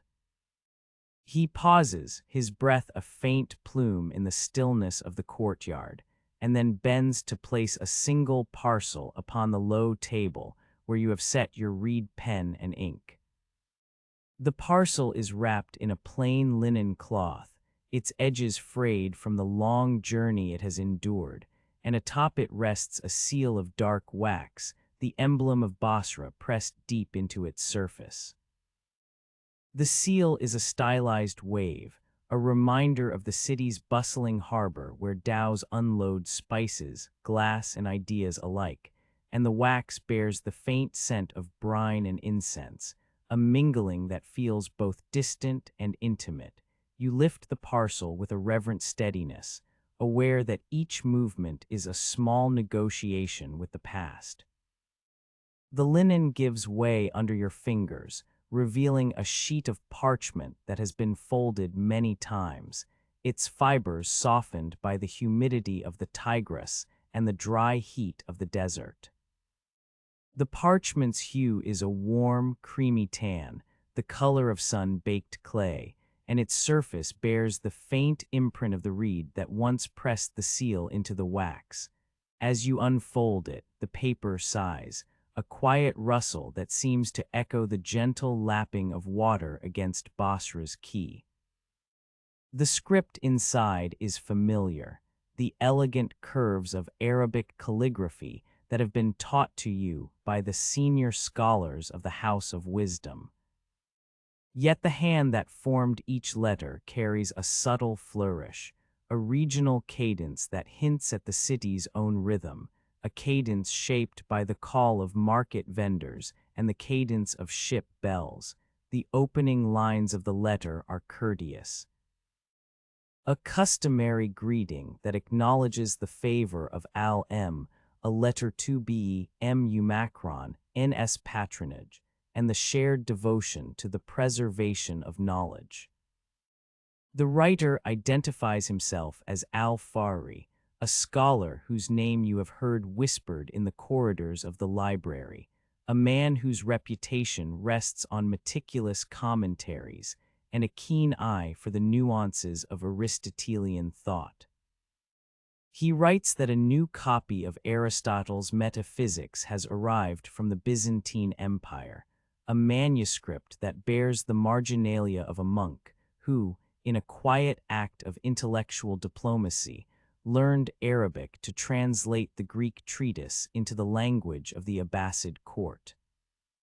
The letter describes the manuscript's condition with a gentle precision. The vellum is supple, the ink a deep, unblemished black, the marginal notes rendered in a careful, slanted script that suggests the monk's hand was guided by both reverence and a desire to be understood. You read the passage where Al-Fari asks whether you might review a few selected sections, offering in return a modest payment of silver dinars, enough, he notes, to purchase a new reed for your pen, a small but practical incentive. The request is framed not as a demand, but as a collegial invitation, an exchange of minds across the miles that separate Baghdad from Basra, across the desert sands and the river's winding path. As you contemplate the offer, a quiet smile forms on your lips, a half-thought acknowledgement of the irony that the very instrument you might acquire with those dinars is the same reed that, when broken, once pricked your finger in the sun-scorched courtyard. The thought of a scholar's livelihood resting on the modest price of a reed feels both humble and oddly profound, a reminder that the grand edifice of knowledge is built upon countless small, unglamorous transactions. The letter continues, noting the latest edict issued by the caliph's administration. Any scholar found destroying books will face a fine of 20 dinars, a penalty designed to safeguard the treasures housed within the walls of the House of Wisdom. You pause, the words resonating against the backdrop of the marble columns that line the library's aisles.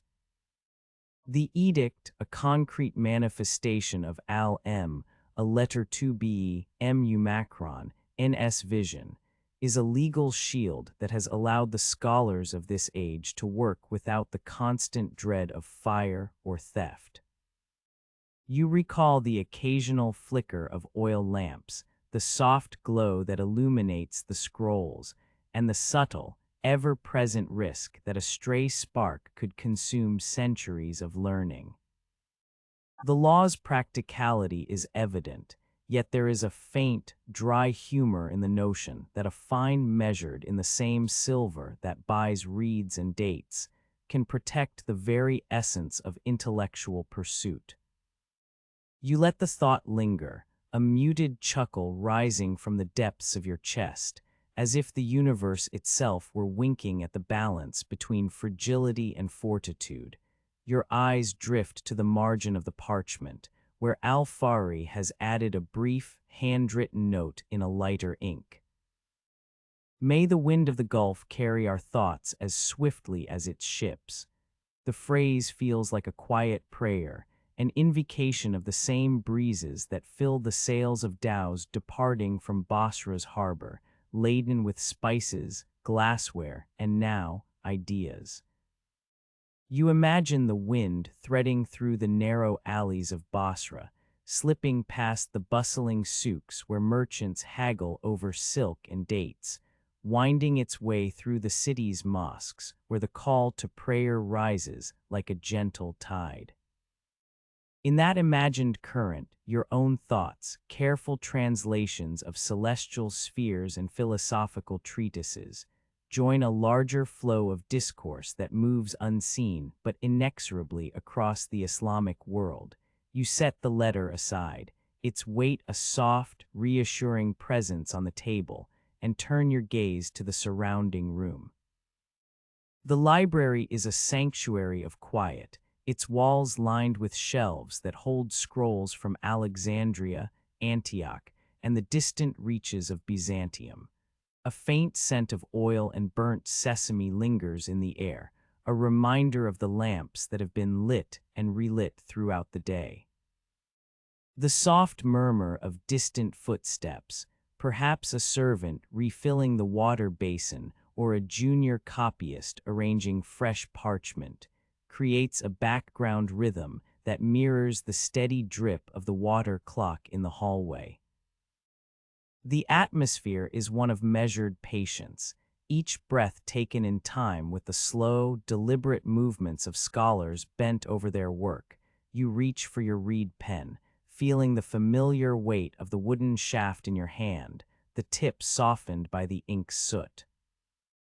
The ink itself is a deep, velvety black, its consistency just thick enough to glide across the parchment without smearing, yet thin enough to allow the fine lines of Arabic script to emerge with clarity.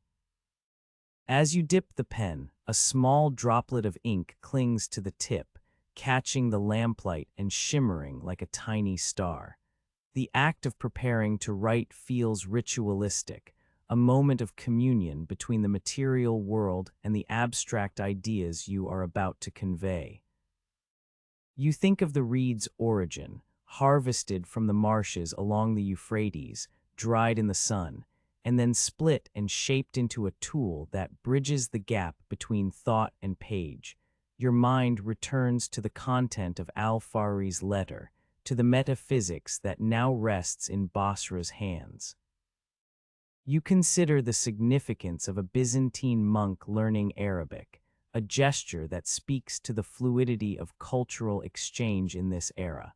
the monk's effort to translate Aristotle, a philosopher whose works have traveled from Greece to the Hellenistic world, then to the Islamic Golden Age, embodies a chain of intellectual transmission that defies borders. The very act of translation is an act of translation, a transformation of language that carries with it the subtle shifts of meaning, the nuances of cultural context, and the weight of centuries. You feel a quiet reverence for the scholars who, before you, have taken up the same task, their hands stained with ink, their eyes strained by candlelight, their spirits sustained by the belief that knowledge, once set down, becomes a shared inheritance. A faint rustle draws your attention to the corner where a small brass compass lies, its needle still, its glass face catching the lamplight. Though the compass is a later invention, its presence feels appropriate, a symbol of navigation not only across seas but across the vast territories of thought. You imagine the compass guiding travelers through deserts, its magnetic pull pointing toward the north, while scholars like yourself navigate the abstract realms of philosophy and astronomy, guided by the steady pull of curiosity and the desire to map the unknown. The juxtaposition of the compass with the parchment creates a quiet dialogue between the tangible and the intellectual, a reminder that both journeys, physical and mental, require tools, patience, and a willingness to follow a path that may at times be obscured. You turn back to the letter, reading once more the line where Al-Fari mentions the possibility of a future meeting, perhaps in the courtyard of the House of Wisdom, where scholars from different regions could gather under the shade of palm trees and discuss the nuances of Aristotle's arguments. The prospect of such an encounter feels both distant and immediate. Distant because the logistics of travel across the desert can be arduous, immediate because the intellectual bond already exists, forged through ink and parchment. You contemplate the idea of a gathering where the clatter of cups, the scent of roasted coffee, and the soft murmur of conversation blend with the rustle of pages, creating a tapestry of sensory experiences that enrich the act of learning. A subtle shift in the ambient light catches your eye. The oil lamp hanging above the table casts a gentle halo, its flame steady but flickering ever so slightly as a draft passes through the high arches. The light paints the wax seal in a warm amber, highlighting the wave emblem and giving it a sense of movement, as if the sea itself were alive within the wax. The interplay of light and shadow on the parchment creates a visual rhythm that mirrors the rhythm of your breathing, slow and measured. You inhale the faint aroma of the oil, an earthy, slightly sweet scent that has accompanied countless scholars before you, and exhale, feeling the tension in your shoulders ease. You consider the practicalities of the offered payment. 20 silver dinars, enough for a new reed, may seem modest, yet in a city where the price of a loaf of barley bread can fluctuate with the arrival of a caravan, such a sum provides a tangible acknowledgement of your labor. The economy of knowledge, you realize, is built upon these small exchanges, each transaction a thread that weaves together the fabric of scholarly life. The dinars themselves are minted from silver, their surfaces stamped with the caliph's name, a reminder of the state's investment in intellectual pursuits. The very act of receiving payment for translation underscores the professionalization of scholarship in this era. A shift from purely patronage-driven work to a more structured system, where scholars can sustain themselves through their expertise.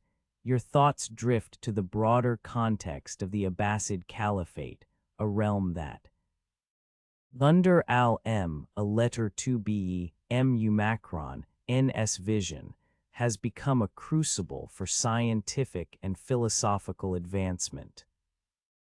The caliph's support has transformed Baghdad into a beacon of learning, drawing scholars from Persia, Syria, Egypt, and beyond. The House of Wisdom stands as a testament to this ambition, its marble corridors echoing with debates on astronomy, medicine, mathematics, and theology. You feel a quiet pride in being a part of this grand experiment, your modest contributions adding to a collective endeavor that transcends individual ambition. The notion that a single translation can influence future generations, perhaps reaching the hands of a physician in Cordoba or a mathematician in Samarkand, fills you with a sense of purpose that is both humbling and uplifting. A soft knock at the door interrupts your reverie. A young apprentice enters, carrying a tray of fresh dates and a small pot of water. The dates are glossy, their skins catching the lamplight, and their sweet fragrance mingles with the lingering scent of oil. You accept the offering with a grateful nod, the simple act of nourishment grounding you once more in the present moment. As you bite into the fruit, the flesh yields a burst of caramelized sweetness, a contrast to the bitterness of the ink that stains your fingertips. The water is cool, its surface reflecting the flickering flame, and you sip it slowly, feeling the liquid soothe the slight dryness in your throat. You place the tray aside and return your attention to the letter, now fully absorbed in its implications. The invitation to review the metaphysics is not merely a request for linguistic accuracy. It is an appeal to engage with the philosophical underpinnings of existence, causality, and the nature of being. Aristotle's treatise, with its intricate arguments and subtle distinctions, demands a translator who can capture not only the literal meaning, but also the conceptual depth. You recognize the responsibility that comes with this task, aware that a misinterpretation could alter the way future scholars understand the work. Yet you also feel a quiet confidence, born of years spent navigating the delicate balance between Greek precision and Arabic eloquence. You decide to set a modest schedule for the review, allocating a few hours each evening after your current translation of the Almagest is complete. The rhythm of your day, already marked by the steady drip of the watcher clock and the cadence of the muezzin's call, will now incorporate this new scholarly pursuit. You imagine the evenings ahead, the lamplight casting a soft glow over the metaphysics manuscript, the ink flowing from your reed pen as you render Aristotle's arguments into Arabic, each sentence a bridge between cultures, each word a step toward mutual understanding. As the night deepens, the courtyard outside grows still, the distant murmur of the city fading into a gentle hush. Inside, the library remains a sanctuary of quiet activity, the occasional rustle of parchment the only sound that breaks the silence. You feel the weight of the letter in your hand, its wax seal now softened by the warmth of the room, its edges slightly frayed from the journey it has undertaken. The seal, once a barrier, now feels like an invitation, a small portal through which ideas travel across seas and deserts, carried by the hands of messengers and the minds of scholars. You close the letter gently, folding the parchment back into its linen wrap, and place it beside your reed pen. The act of sealing the correspondence in your mind mirrors the physical sealing of the wax, a quiet affirmation that the exchange of knowledge is a continuous, living process. You lean back against the low cushion, allowing your eyes to rest on the intricate patterns of the marble floor, the subtle play of light and shadow that seems to echo the interplay of thought and language. A soft sigh escapes your lips, a breath that carries with it the gratitude for the opportunity to partake in this intellectual communion. The lamp's flame steadies, its amber glow bathing the room in a warm, comforting light. The night outside is a tapestry of muted stars, each one a distant point of illumination, much like the lanterns that line the streets of Baghdad. You feel a gentle alignment between the celestial bodies you have been studying in the Almagest and the earthly scholars whose works you now translate. In this moment, the universe feels both vast and intimate, a quiet reminder that the pursuit of knowledge is a thread that weaves together the heavens and the earth, the past and the present. The distant port of Basra and the marble halls of Baghdad with a final, measured breath, you allow the calm of the library to settle around you, the soft rustle of the parchment, the faint scent of oil and dates, the steady drip of the water clock, all converging into a harmonious lull. The promise of tomorrow's work rests lightly on your shoulders, a gentle weight that feels more like a blessing than a burden.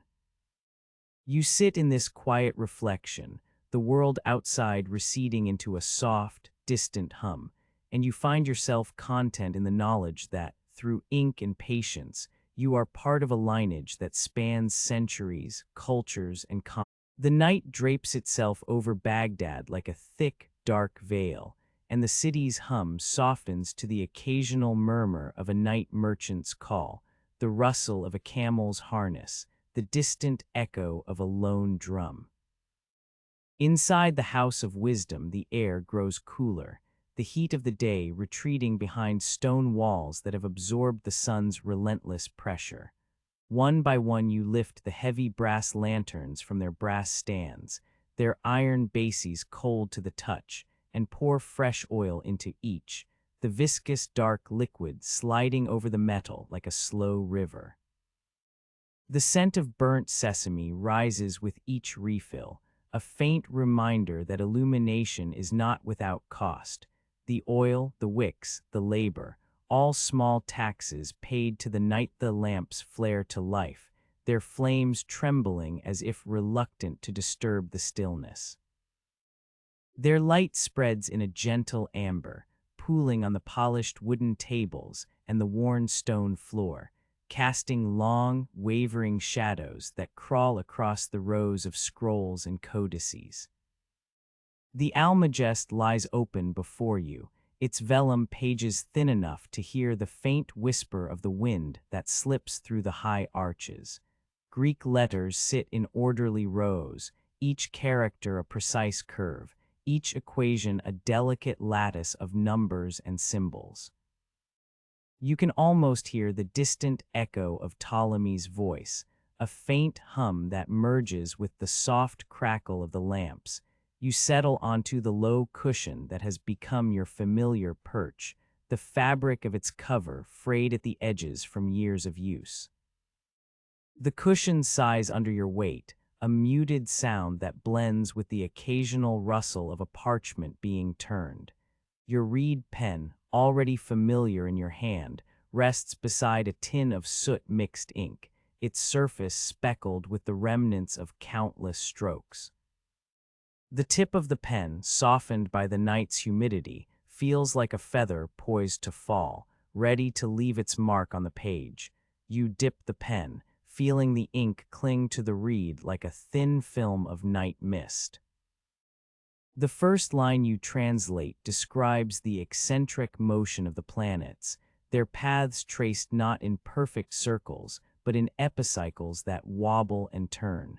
The Greek words glide across the page, their meaning a puzzle of geometry and observation. You render them into flowing Arabic, each phrase a bridge between two worlds, each curve of the script a quiet homage to the scholars who first set these ideas down. The translation proceeds slowly, the ink spreading with a deliberate, almost languid pace, as if the page itself wishes to savor the moment a soft rustle catches your attention from the corner of the room. A dove, its feathers a muted gray, has settled on a low ledge near a stack of medical treatises. It coos faintly, a sound that seems to harmonize with the gentle hiss of the oil lamps. The bird's presence is a quiet reminder that the House of Wisdom is not merely a repository of texts, but a living space, shared with creatures that find shelter among the shelves. You glance at the dove, noting the way its eyes flicker in the lamplight, and feel a small, unspoken kinship. Both of you are seekers of sustenance, one of knowledge, the other of grain. The night outside deepens, the sky a tapestry of ink punctuated by distant stars that barely pierce the city's glow.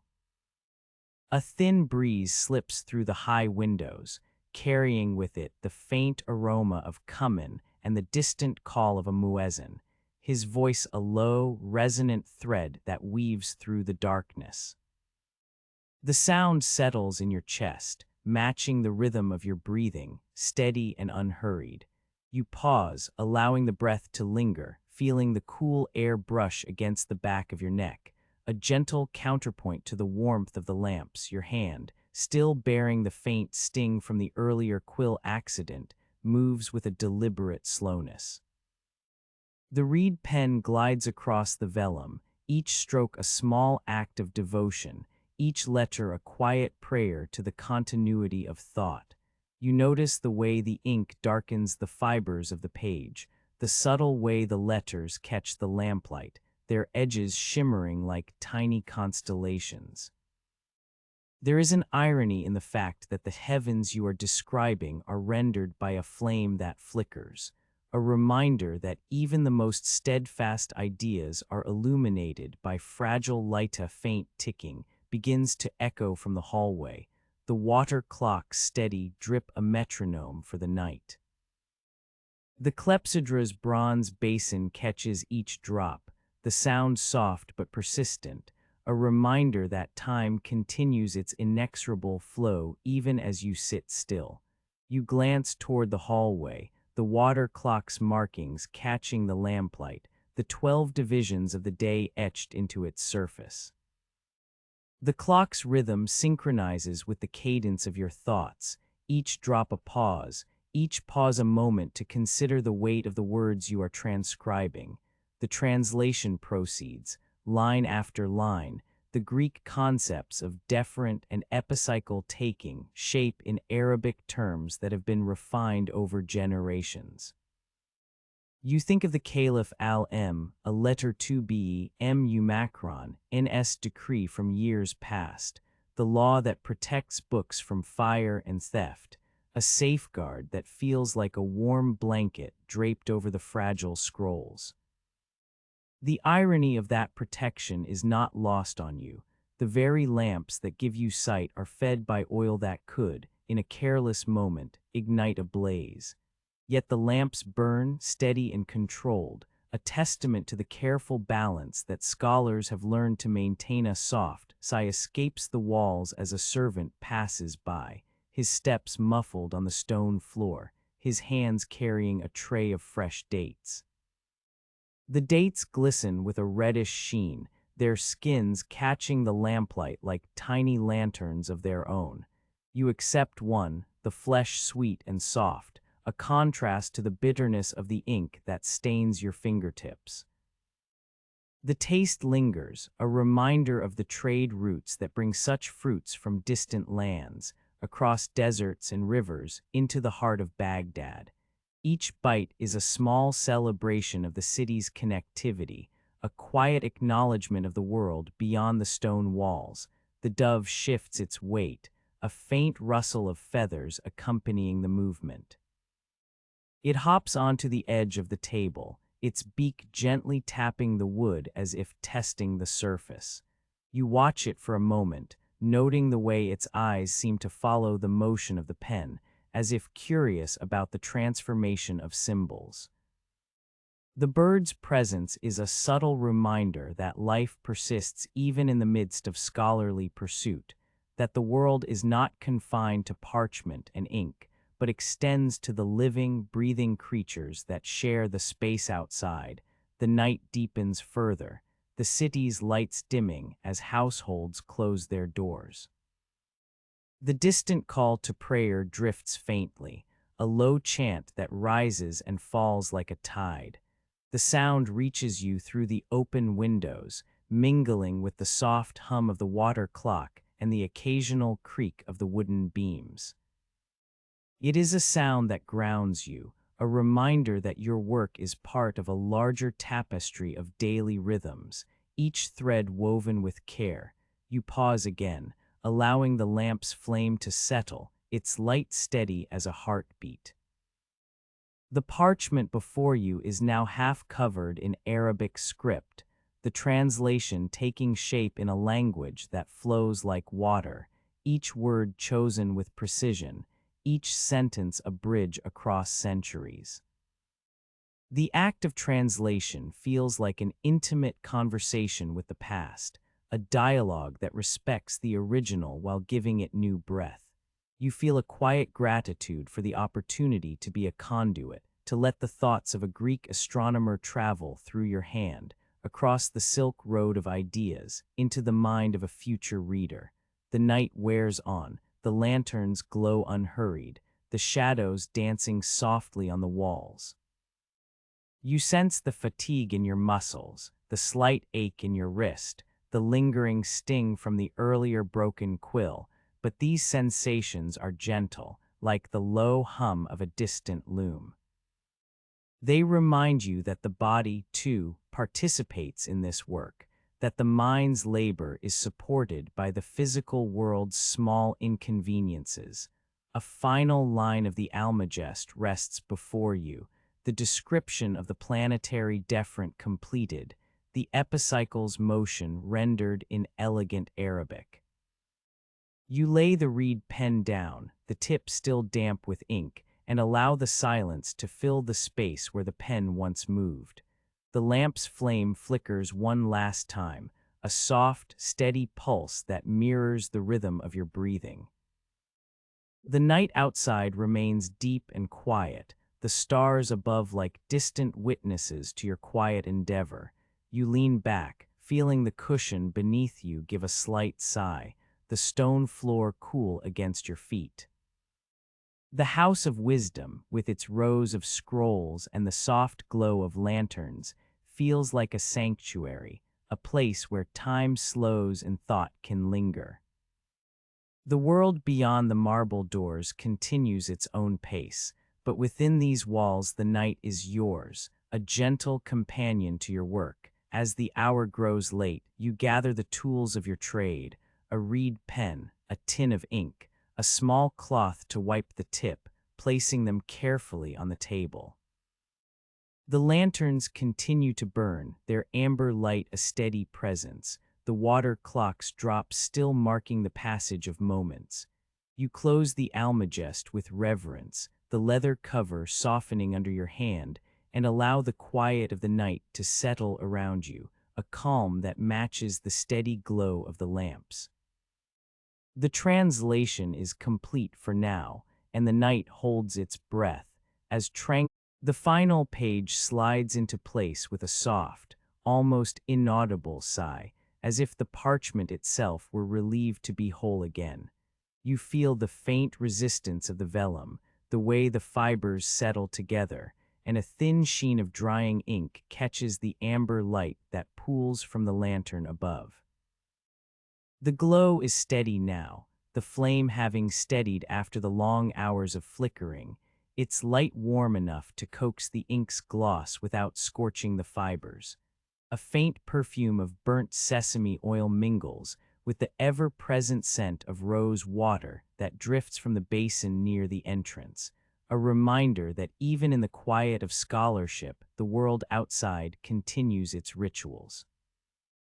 The weight of the folio is more than the sum of its sheets. It carries the quiet pressure of centuries, the expectation of future readers, and the subtle pride of a scholar who has coaxed Greek geometry into Arabic script. You set the completed work upon the low, polished table that has supported countless other tomes. The table's surface is cool to the touch, the stone beneath a thin layer of oil that has been rubbed in over the years to keep it from absorbing the damp of the night. The ink, still glossy, reflects the lantern's flame in tiny, moving mirrors, each droplet of light a reminder of the countless hours you have spent coaxing each line from the stubborn Greek letters. Your hand, still bearing the faint bruise from the earlier quill mishap, rests lightly on the edge of the folio, feeling the subtle vibration of the oil lamp's wick as it breathes in rhythm with the room's silence. A junior copyist steps forward, his robe a muted indigo that has faded at the cuffs from countless washes. His eyes are bright, a mixture of reverence and nervous anticipation, as if he can already sense the weight of the responsibility he is about to bear. He bows low, the fabric of his sleeves rustling softly against the stone floor, and you hand him the folio with a measured, deliberate motion. The parchment slides from your fingers into his, and you notice the way his fingertips linger a moment longer on the edge, as if feeling the pulse of the knowledge contained within. He thanks you with a quiet shukran, his voice barely rising above the soft crackle of the lamp's flame. The copyist carries the folio through the aisles, past shelves that hold Euclid's Elements, Galen's medical treatises, and a well-preserved copy of the Quran, each bound in leather that has taken on the hue of aged parchment.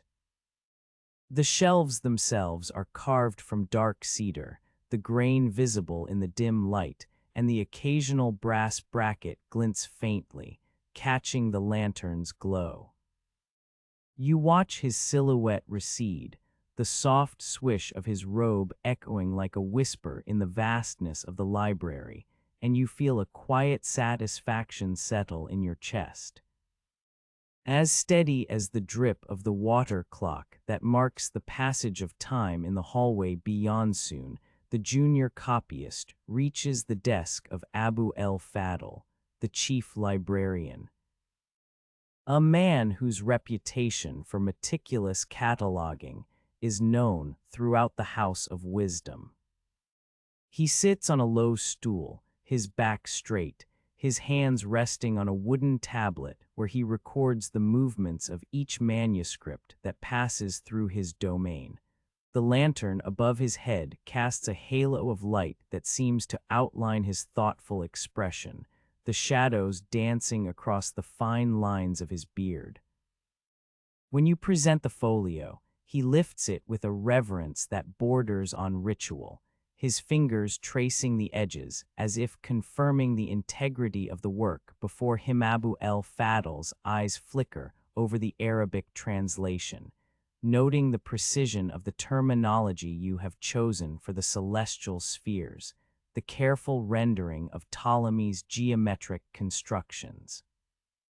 He nods slowly, a faint smile playing at the corners of his mouth, and whispers a quiet joke to the copyist. It looks as barren as the desert outside, yet it holds the stars within. The irony is gentle, a soft chuckle that acknowledges the paradox of a manuscript that, though physically thin, carries the weight of the heavens. You share the smile, feeling the subtle warmth of camaraderie that binds scholars across generations, a warmth that seems to soften the stone walls around you. The librarian places the folio into a recessed niche in the wall, a space designed to protect valuable works from the occasional drafts that slip through the lattice screens. The niche is lined with a thin layer of felt, its surface slightly damp from the humidity that lingers in the evenings, a reminder that even the most carefully guarded knowledge is subject to the breath of the world. As the folio settles into its new home, you notice the faint click of the wooden latch, a sound that resonates like a quiet affirmation that the work is now part of the living collection, ready to be consulted by future scholars who will stand where you stand now around you. The library continues its quiet rhythm. The oil lamps burn steadily, their flames casting elongated shadows that stretch across the tiled mosaics of the floor, each tile a small square of blue and gold that catches the light in a muted shimmer. The water clock in the hallway drips with a measured patience, each drop echoing faintly against the bronze basin, a metronome that has marked the passage of countless lectures and prayers. The distant call of the muezzin drifts through the high arches, a low, melodic reminder that the world beyond these walls continues its cycles of prayer and work, of market and rest. You turn your gaze to the other manuscripts that line the shelves, each one a testament to the Abbasid commitment to preserving and expanding knowledge. The copy of Euclid's Elements lies open on a nearby table, its geometric diagrams rendered in crisp Arabic, the lines of the compass and straightedge still sharp. A treatise on alchemy rests nearby, its pages filled with cryptic symbols and marginal notes in a hand that seems to have been written in haste, perhaps by a seeker of the philosopher's stone. The Quran, its calligraphy elegant and flowing, occupies a place of honor, its verses illuminated with gold leaf that catches the lantern light in a soft, reverent glow. Together, these works form a silent chorus, each voice contributing to a larger conversation that spans continents and centuries. The night deepens, and the temperature in the library drops slightly, the cool stone floor seeping through the thin mats that line the aisles. You pull a linen shawl over your shoulders, its fibers soft against the chill, and you feel the faint rustle of its hem as you move. The lanterns above you continue to burn, their flames unhurried, their light a constant companion in the quiet darkness. You notice the subtle shift in the scent of the room. The oil's burnt aroma has mellowed, blending now with the faint, earthy smell of the parchment and the lingering trace of the rose water that has been used to cleanse the hands of scholars before they touch the texts. A soft rustle draws your attention to a corner where a small dove has settled, its feathers ruffled by the gentle draft that slips through the lattice. The bird coos quietly, a sound that seems to echo the rhythm of your own breathing, a reminder that even within the walls of learning, life persists in its simplest forms. You watch the dove for a moment, its eyes bright, then turn back to the shelves, feeling a quiet kinship with the creature, both of you seeking shelter, both of you part of a larger tapestry that weaves together the mundane and the profound. As you stand there, the finality of the completed folio settles into your mind like a soft blanket. The translation is no longer a work in progress, but a finished bridge, a conduit through which the Greek understanding of the cosmos can now be spoken in the language of Baghdad. You think of the countless hands that have turned these pages before you, Greek scholars in Alexandria, translators in Antioch, merchants who carried scrolls along the Silk Road, each adding a layer of care, each leaving a faint imprint upon the fibers. Your own contribution, though modest, joins that lineage, a quiet affirmation that knowledge, once set down, does not fade but endures, waiting for the next curious mind to lift it. The lanterns flicker gently, their flames breathing in a slow, rhythmic pulse that mirrors the beating of your heart. The stone walls, ancient and steadfast, seem to exhale with you, their coolness a comforting presence. You take a final, lingering look at the rows of books, the orderly chaos of knowledge arranged in wooden cabinets, the soft glow that makes the letters appear as if they were lit from within. A sense of serene completion settles over you, as steady and unhurried as the water clock's drip, as quiet as the night's breath moving through the courtyard beyond. You step back toward the doorway, the cool night air already waiting to greet you. The shutters of the House of Wisdom close with a soft thud, sealing the sanctuary of learning for the hours of darkness. The final lamplight flickers once more before dimming, its flame. The last lamp in the vaulted hall sighs as its flame wanes, the amber glow thinning like a breath drawn out of a night that has already settled over the city. You stand before the heavy wooden shutters of the House of Wisdom, the iron hinges cool beneath your palm, and you feel the weight of the day's work settle into the quiet of the stone walls.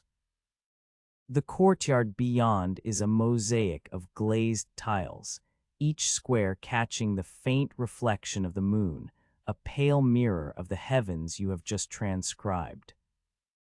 A cool breeze slips through the open arches, carrying with it the distant scent of night-blooming jasmine and the faint, ever-present tang of baked bread from the market stalls that never truly sleep. You pause, allowing the wind to brush against your cheek, the thin linen of your robe rustling like a whispered prayer.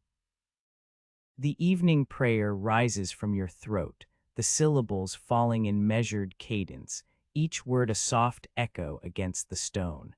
The rhythm of the verses blends with the rustle of palm fronds swaying beyond the walls, their leaves whispering stories of desert winds and river tides.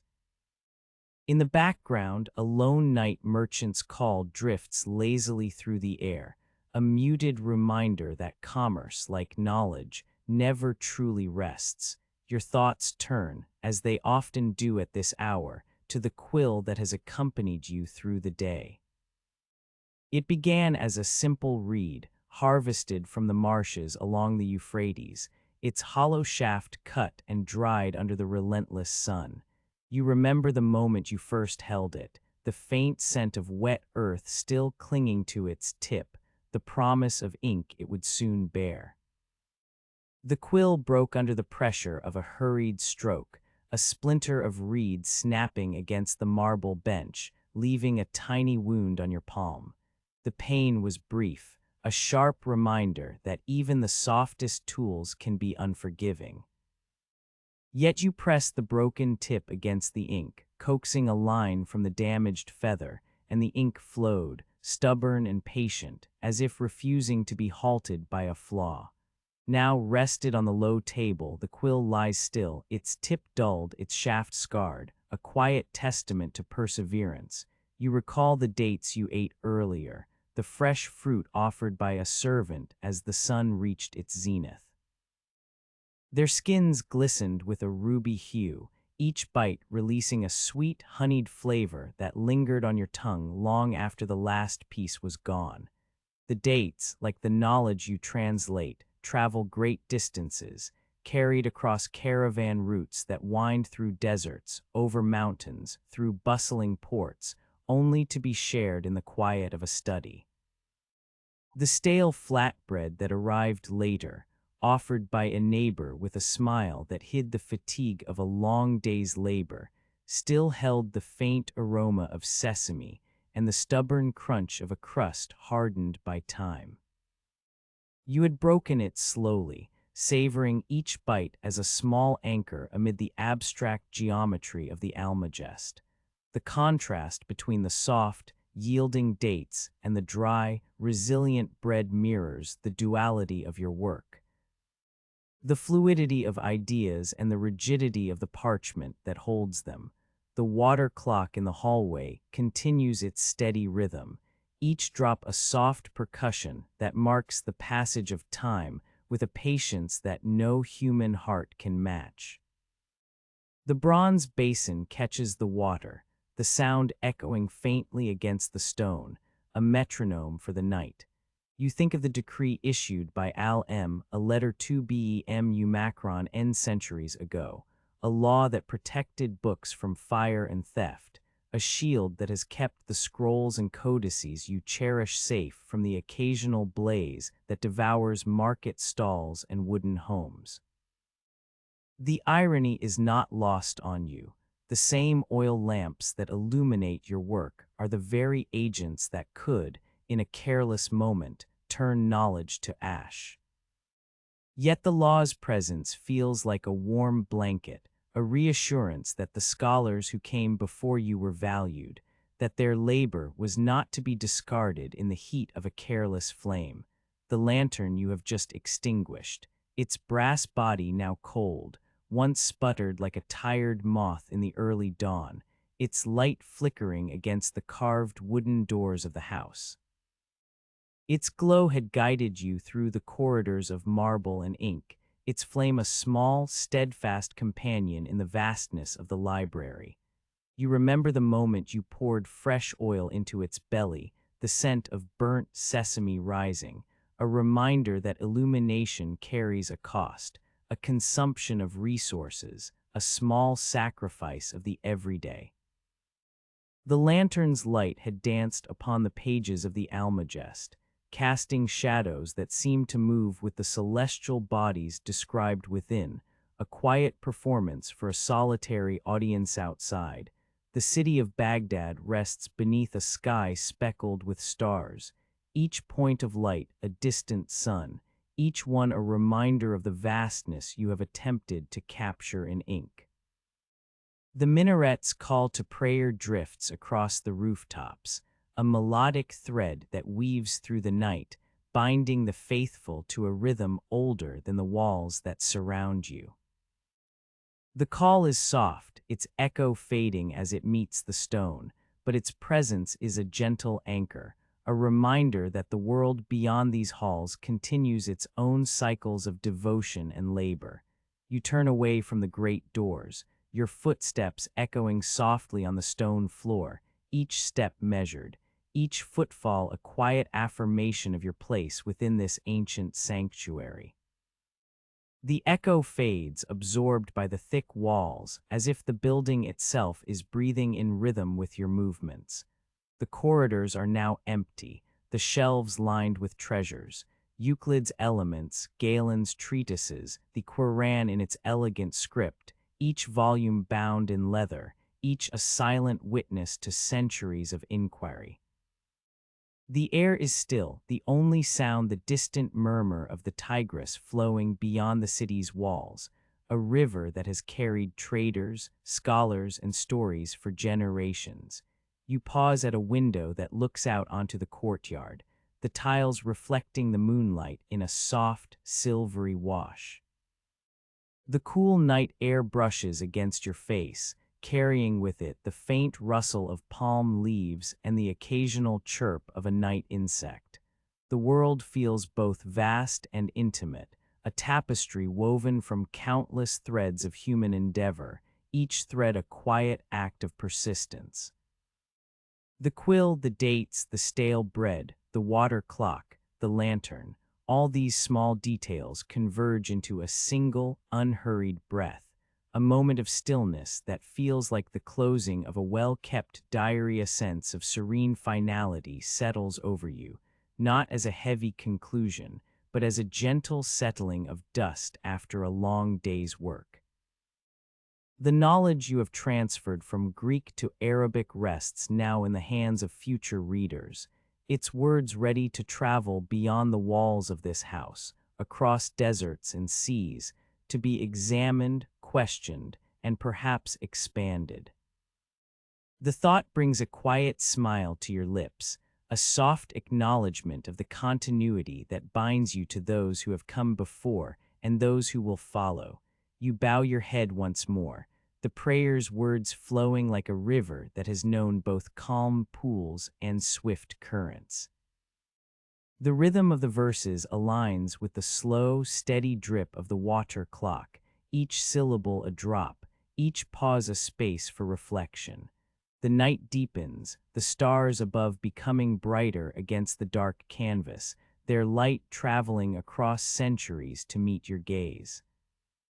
In this moment, you feel the weight of centuries settle comfortably upon your shoulders, not as a burden, but as a familiar cloak, warm and familiar. The final lamplight flickers, its flame whispering goodbye as you close the shutters, sealing the house of wisdom for the night. The cool breeze that brushes across the courtyard's tiled mosaics carries with it the faint perfume of night-blooming flowers, a reminder that even in darkness there is subtle fragrance. You step back into the quiet of the courtyard, the stone beneath your sandals cool and steady, the world around you hushed, the city's pulse slowed to a gentle thrum. The night sky, speckled with quiet stars, watches over you, a silent audience to the end of another day of diligent translation. You inhale the night air, feeling the calm settle deep within, and you allow yourself to sink into a